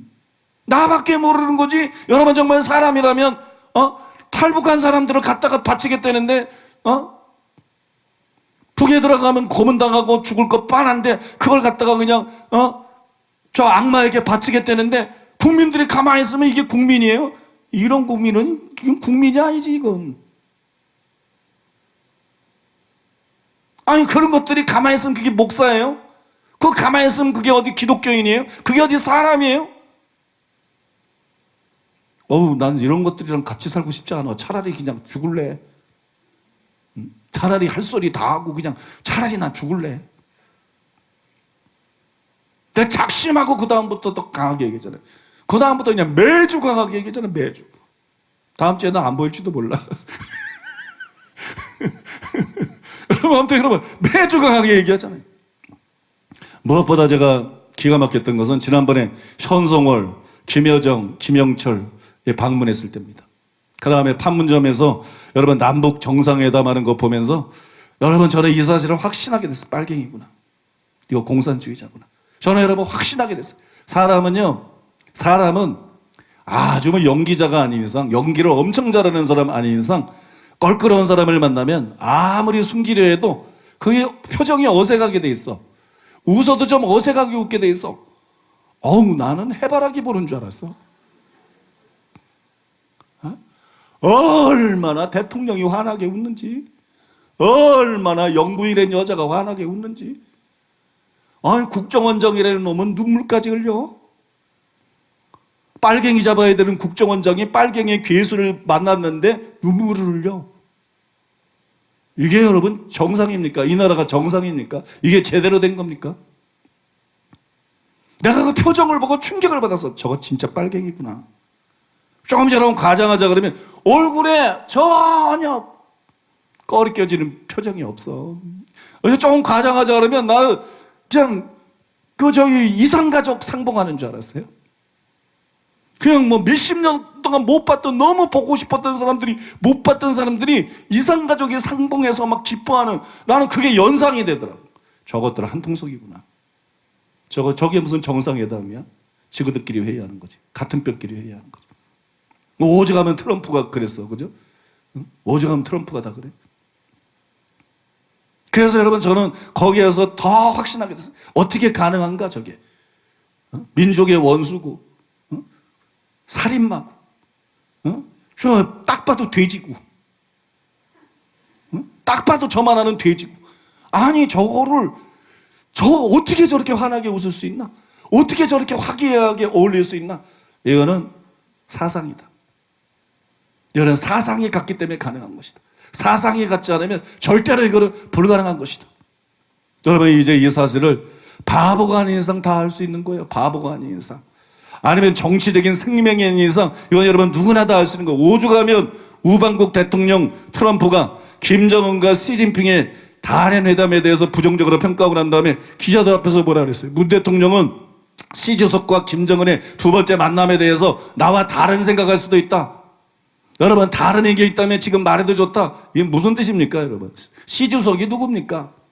김정은이 누굽니까? 둘 다 빨갱입니다. 이 시대의 빨갱이의 괴수들입니다. 빨갱이의 괴수 둘이 만나서 뭔 얘기하겠어요? 뭔 좋은 얘기를 하겠어요? 그 회담에 어떻게 여러분 우리가 만족할 수 있겠어요? 기뻐할 수 있겠어요? 그러니까 트럼프는 빨갱이 괴수 둘이 만나는 회담이 너무나 불만인 거예요. 그런데 문재인은 나하고 다를 수 있다. 너도 같은 편이잖아. 너도 빨갱이잖아. 모를 줄 알아? 너도 공산주의잖아. 너도 한패잖아. 내가 모를 줄 알아? 내가 무슨 병신인 줄 알아? 너는 나하고 생각이 다를 수도 있어. 다르면 한번 말해봐. 여러분 외교적인 결례를 무릅쓰고 뭐 빨갱이한테 무슨 예의를 지켜? 대망신 당하고 온 거 아니에요 여러분? 그런데 뭐 국민들이 뭐 몇 프로가 지지한다? 물론 빨갱이들은 거짓말 잘하니까 저는 그게 사실이 아닐 거라고 봅니다. 사실이면 이 나라 망해야 돼. 사실이면 망해야 돼요. 여러분 정말 정신 차리시길 바랍니다. 정신 차리고 현실을 직시하시기를 바랍니다. 제가 일부 때나 안 말씀드린 걸 하나 말씀드리려고 그러는데 그냥 제 나름대로의 추측이에요. 옛날에 우리 교회에서도 문재인을 지지한 그런 교역자 나중에는 해고를 시켰는데 안 바뀌더라고. 이게 완전히 암만 설명해도 안 바뀌더라고. 그러니까 이건 미혹이구나 이거. 암만 설명해도 씨도 안 맥혀. 뭐 물어봤지 그때. 아니 어떻게 정상적인 사람이 베트남이 공산화되는 걸 보고 희열을 느낄 수 있냐? 그럴 수 있다는 거예요. 어떻게 그럴 수 있냐? 미국에 대한 증오심 때문에 그럴 수 있다는 거예요. 그래서 아니 너는 미국에 대해서는 그렇게 증오심이 강하면서 왜 저 수천만을 죽인 스탈린에 대해서는 증오심이 없어? 왜 저 모택동에 대해서는 증오심이 없어? 왜 김일성 저 새끼에 대해서는 저 자식에 대해서는 증오심이 없어? 더 많은 악을 행한 거는 이것들인데. 아니 미국이 잘못한 거 당연히 있을 수 있지. 거기에 대해서 분노할 수 있지. 그런데 베트남이 공산화되는 것 때문에 미국이 미워가지고 희열을 느꼈을 정도라 그러면 소련은 더 미워야 되는 거 아니야? 더 분노해야 되는 거 아니야? 중국은 더 미워야 되는 거 아니야? 북한은 더 미워야 되는 거 아니야? 말이 안 통하더라고요. 미국이 행한 악이 중국이나 러시아가 행한 악이 못지 않다는 거야. 뭐 다른 것도 몇 가지 얘기하는데 말이 안 통하더라고. 이거는 미혹된 인간이구나. 이건 미혹된 거구나. 이건 미혹이구나. 그걸 제가 알았어요. 근데 그때 그 교역자하고 얘기할 때 그 교역자가 그런 얘기를 하더라고. 만약에 좌파가 빨갱이라면 김대중 정권 때 왜 공산화가 안 됐느냐? 노무현 정권 때 왜 공산화가 안 됐느냐? 왜 김대중이 나라를 갖다 바치지 않았느냐? 왜 노무현이 나라를 갖지 바치지 않았느냐? 나는 공정한 사람이거든요. 글쎄, 진짜 그렇네. 진짜 그렇네. 왜냐하면 우파에서는 내가 김대중이 대통령 되면 나라 완전히 공산화된다, 넘어간다, 다 이렇게 떠들었거든요. 노무현이 대통령 되면 이제 넘어간다, 막 그죠? 다 그렇게 떠들었거든요. 근데 왜 공산화가 안 됐느냐? 난 몰라. 이건 자네 말도 일리가 있다. 이건 자네 말도 일리가 있대. 글쎄 그렇네. 왜 그럴까? 여러분 왜 그럴 것 같으세요? 나는 여러분 이건 추측이에요. 이건 제 개인적인 추측인데 나는 이게 답일 수 있다고 생각해. 그게 뭐냐 그러면 태영호 공사의 책에 보면 태영호 공사가 옛날에 탈북한 우리 북한 동포가 우리 성도가 캐나다 밴쿠버 성도가 이 출신 성분이 좋은 사람이에요. 그래서 일반인들이 볼 수 없는 비밀을 봤는데 거기에 김대중은 북한 편이다. 김대중은 북한 편이다. 우리 편이다. 그런 기밀문서에 써 있는 걸 봤다 그러더라고요. 그래서 나를 만나가지고 오열을 하면서 북한이 다 망하는 걸 해방될 수 있었는데 햇볕 정책을 서가지고 다 살려놔가지고 그래서 북한 인민들이 해방이 못했다. 막 그냥 오열을 하면서 얘기를 하더라고. 오열을 하면서. 내가 우리 북한 출신의 목사에게도 물어봤더니 그 사람 이런 출신에 대해서 얘기했더니 이 사람도 출신이 좋은 사람인데 이 사람은 굉장히 출신이 엄청 높은 사람이라. 진짜로 출신이 좋은 사람이라. 그리고 확인을 시켜주더라고요. 그런데 여러분 태영호 공사가 쓴 책을 보면 고사수가 유사한 사실이에요. 북한에서는 김대중을 전부 우리 편이라고 생각했다.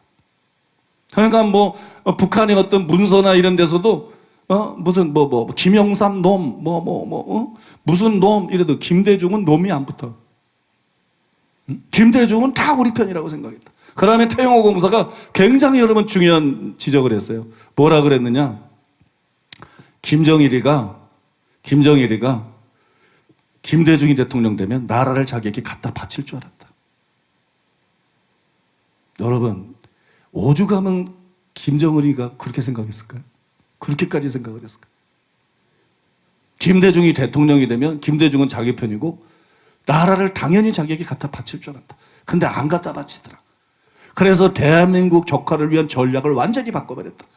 원래 대한민국에서는 그런 김대중이나 노무현이나 이런 것 같은 친북 정권을 세워가지고 그 다음에 나라를 이렇게 갖다 바치게 하는 것이 북한의 전략이었는데 안 갖다 바치더라. 그러니까는 그걸 전략을 완전히 이제는 바꿔버렸다. 못 믿는다. 바꿔버렸다. 그래서 저는 두 가지 중에 하나라고 생각해요.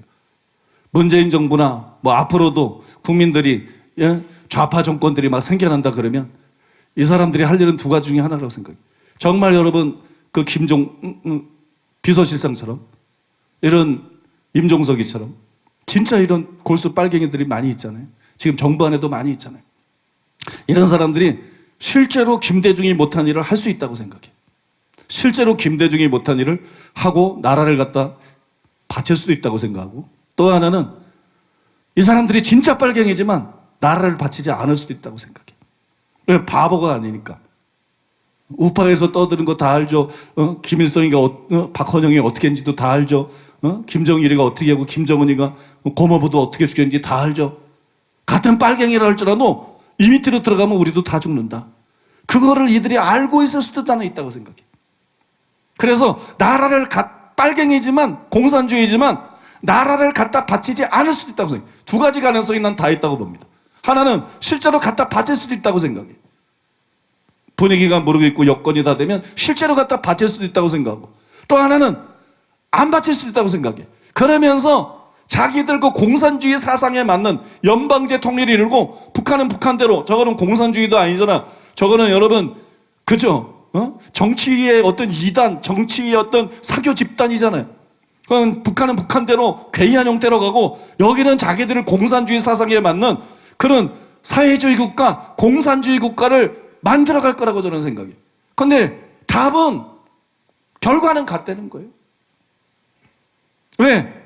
여러분 북한뿐만 아니라 이 공산주의 사상이라는 게 워낙 반기독교적인 것이기 때문에, 반미고 반기독교적인 것이기 때문에 결국 여러분 교회를 타겟으로 하고 점점 종교의 자유를 옥죄어오고, 여러분 점점 교회를 해체시키고 종교의 자유가 사라질 거는 뻔하다는 거예요. 그래서 여러분 이 사람들이 전자를 택할 수도 있고 후자를 택할 수도 있고, 전자를 결행할 사람일 수도 있고 후자를 결행할 사람일 수도 있지만, 교회의 선택은 분명히 해야 된다. 반대해야 된다. 좌파를 결사 반대해야 된다. 정부를 결사 반대하고 좌파를 결사 반대하고. 목사들이 지금 조용히 있을 때가 아니다. 아니 목사는 한 번 다 죽는 건데, 난 제일 이해가 안 가는 게 큰 교회 나이 먹은 그 목사 놈들이야. 살 만큼 살았지 않나? 아니 세상 누릴 거 다 누리지 않았나? 조모시기 뭐 이런 것들. 아니 뭘 죽을 때까지 평생 그만치 비겁했으면 됐지 뭘 죽기까지 비겁하려고 그래? 죽기까지 저만 생각하고 지 자식만 생각하고 죽기까지 그냥 비겁하려고 그래? 아니 나이 먹고 살 만큼 살았으면 옳은 걸 위해서, 교회를 위해서, 나라를 위해서 목숨을 걸어야지. 목숨을 걸 땐 걸어야지. 큰 교회 목사들 중에 나이 먹은 것들, 그것들은 뭐 하는 거야 도대체?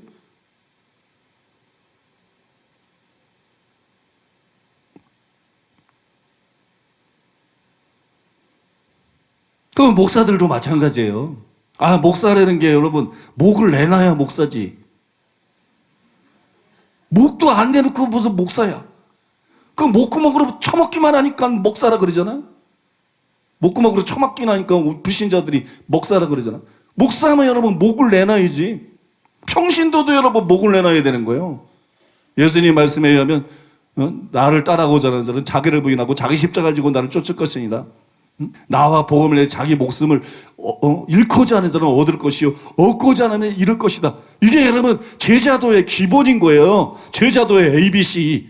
예수님 따르는 자들이 가져야 될 정신이고, 여러분 이게 첫 걸음마 같은 건데, 여러분 목사들이 목 안 내걸면 그게 목사입니까? 장사치지.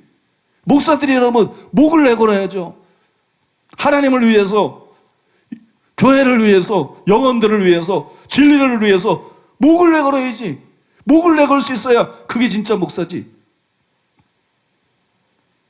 근데 목사들은 도대체 뭐 하는 거야?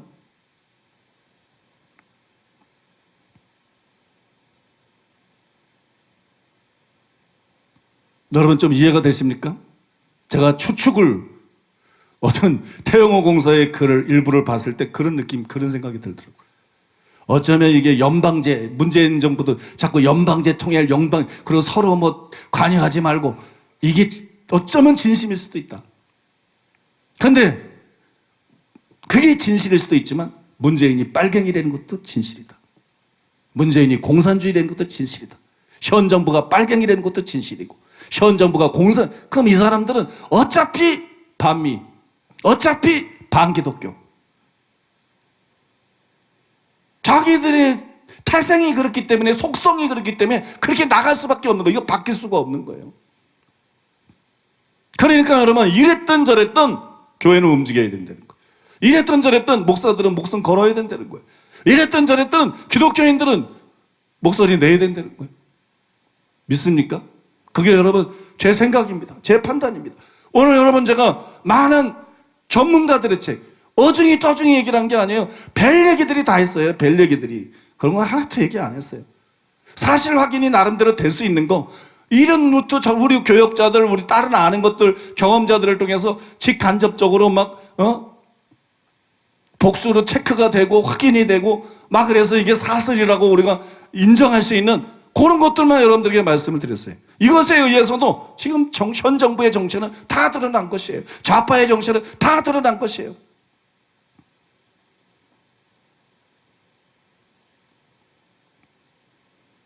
나는 아무튼 목숨을 내걸었어요.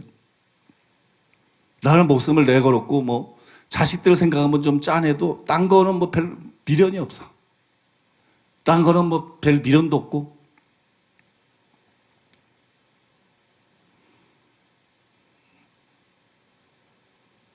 여러분도 목숨 내거 쓰기 바랍니다. 이 나라의 수많은 목사들이나 국민들이 목숨 내거는 사람들이 일어나게 되기를 바랍니다. 오늘 여기까지 말씀을 드리겠습니다.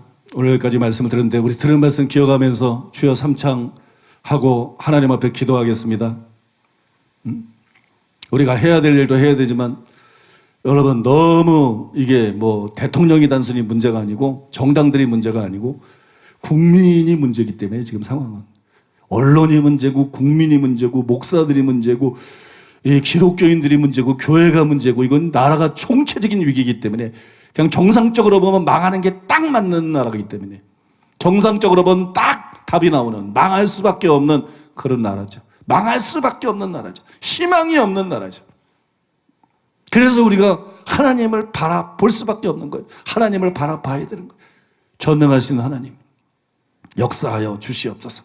전능하신 하나님, 역사하여 주시고, 이 잘못된 흐름을 바꿔주시고, 국민들이 깨어나게 하시고, 목사와 교회들이 깨어나게 하시고, 전능하신 하나님 역사해 주셔서 악인들의 모든 괴계가 무너지게 하시고, 하나님의 뜻이 견고히 서게 하여 주시옵소서. 하나님에게 강한 성한 편팔로 이 나라를 붙드시고, 이 나라를 지켜주시고, 이 나라를 살려주시옵소서. 우리가 기도해야 되는 것입니다. 우리 주여 삼창하고 통성으로 기도하겠습니다. 주여! 주여!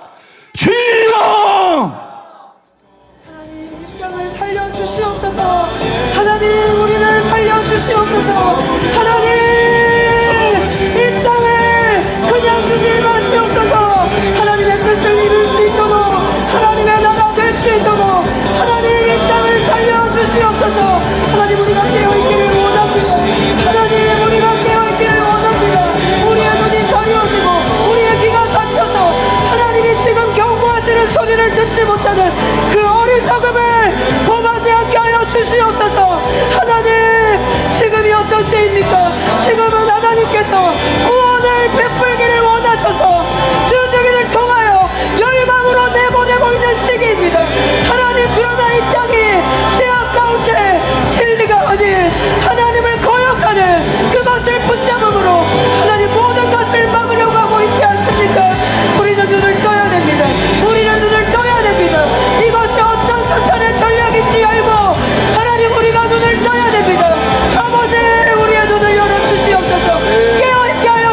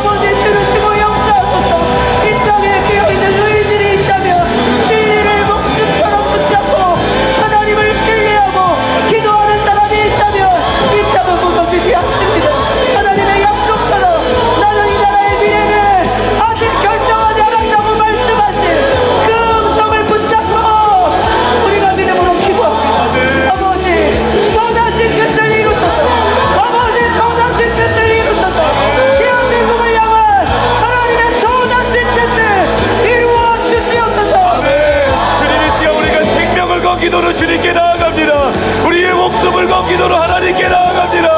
오직 하나님만이 나라의 소망 되시오니 주님 이 땅을 긍휼히 여겨주시고 고쳐주시옵소서. 이 땅을 고쳐주시고 새롭게 하여 주시옵소서.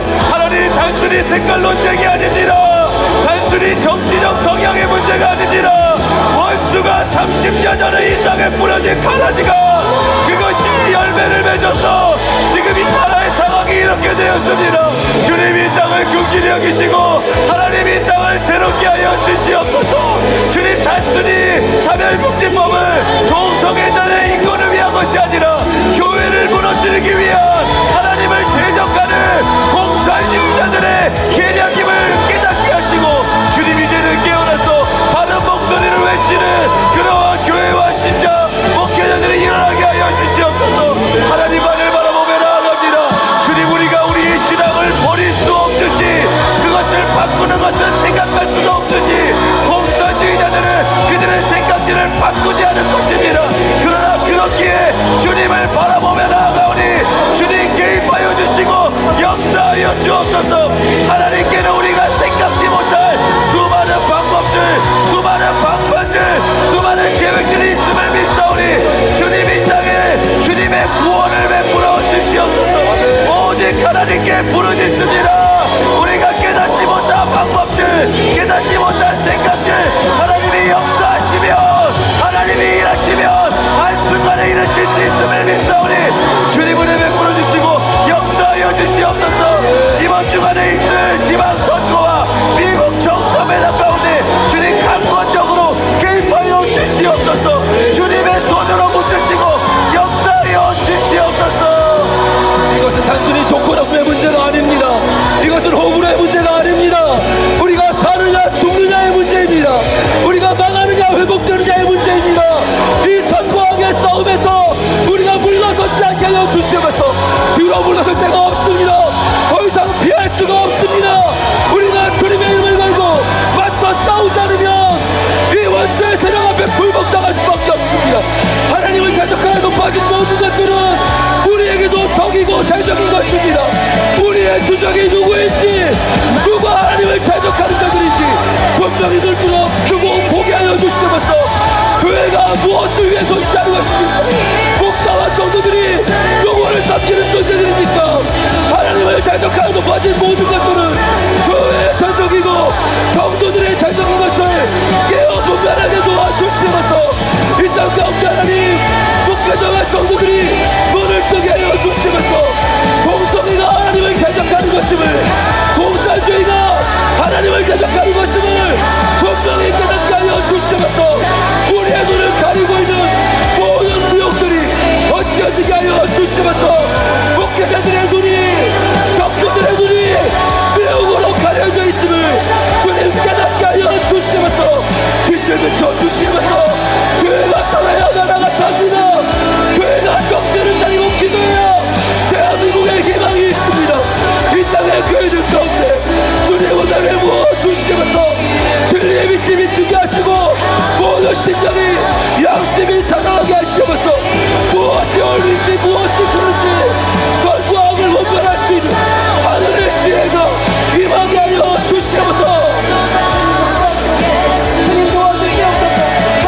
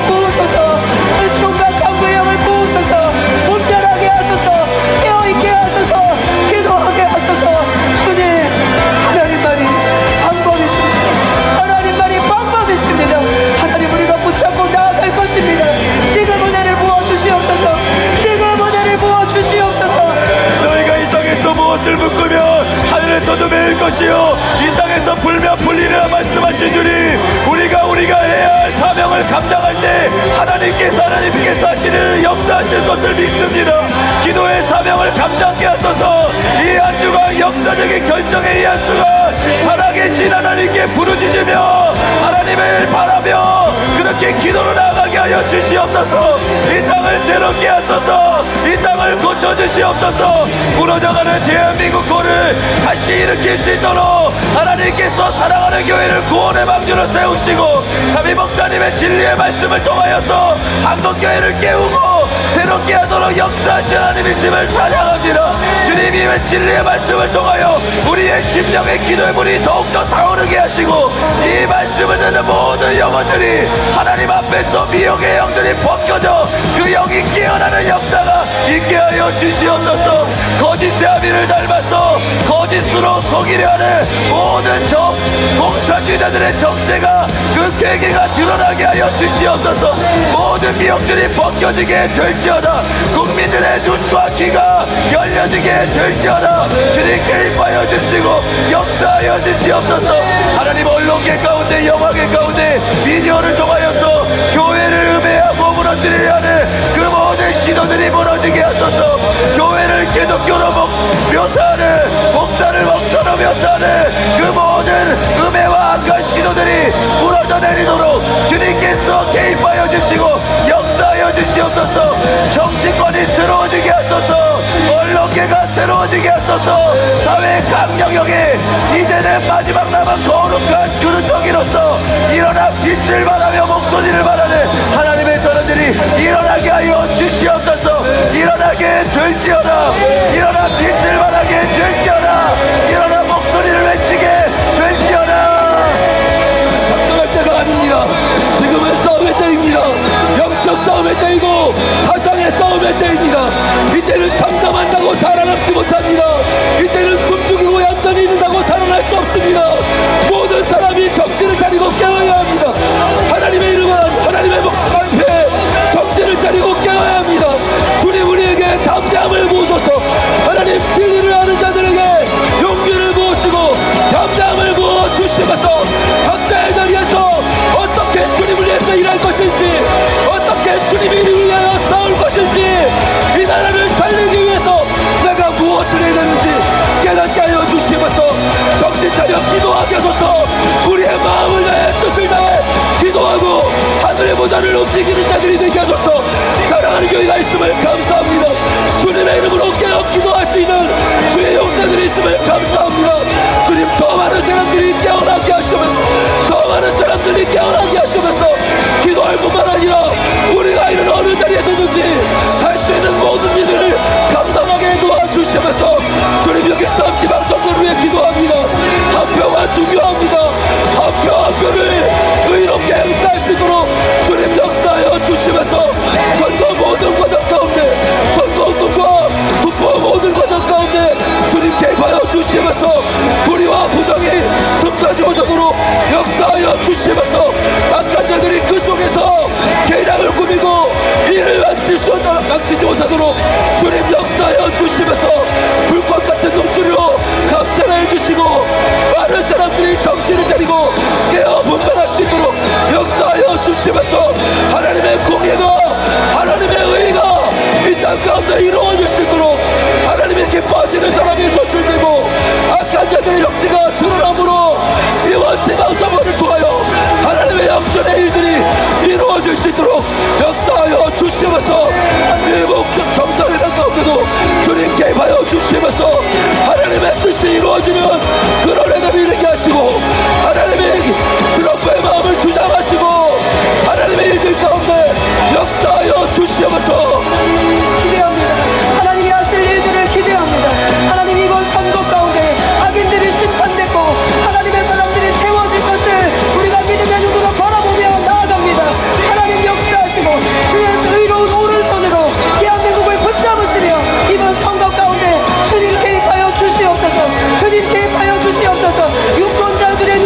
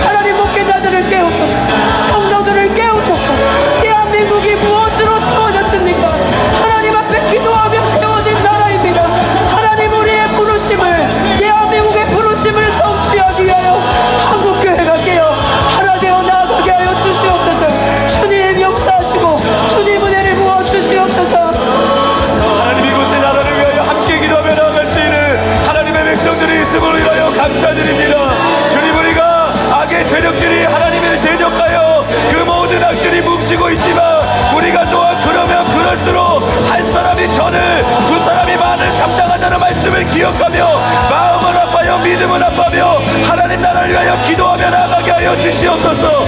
그리고 더욱 수많은 영혼들이 몰려오게 하소서. 주님께로 돌아오게 하시고 동서남북 사방에서 하나님을 경외하는 하나님의 백성들이 몰려오게 하여 주옵소서. 예수님의 이름으로 동서남북 사방에서 영혼들이 몰려올지어다. 하나님을 경외하는 하나님의 백성들이 일어나게 될지어다. 주님 우리의 기도를 사용하시고 응답하여 주시옵소서. 대한민국을 새롭게 하시고 온 열방 가운데 하나님의 사람들이 일어나 바른 목소리를 외치도록 주님께서 은혜 베풀어 주시고 역사하여 주시옵소서. 주님 우리에게 하나님의 은혜를 부어 주시면서 정신을 차갑게 기도하게 하시고 우리가 어느 편에 속해야 될 것인지를 분별하게 도와주시면서 지금은 수많은 7,000명의 의인이 필요한 것이 아니라 기도원의 300용사가 필요한 때입니다. 하나님의 싸움은 숫자에 있는 것이 아니라 하나님에게 승리가 있기 때문에 우리가 이기는 자의 편에 속할 것인지 멸망할 자의 편에 속할 것인지 우리 자신을 위해 올바른 선택을 해야 될 때입니다. 주님 이 땅에 보이는 것에 현혹되는 것이 아니라 미혹되거나 절망하는 것이 아니라 모든 역사를 주관하시는 하나님을 바라보고 하나님의 승리를 선포하며 나아가게 하여 주시면서 의인을 위해 빈방을 당할 때에 하늘의 복이 우리에게 있음을 기억하게 하시고 하나님과 함께 최후의 승리를 얻는 주의 백성들 될 수 있도록 역사하여 주시옵소서. 더 큰 부흥을 주시옵소서. 사랑하는 교회 더 큰 부흥을 주시옵소서.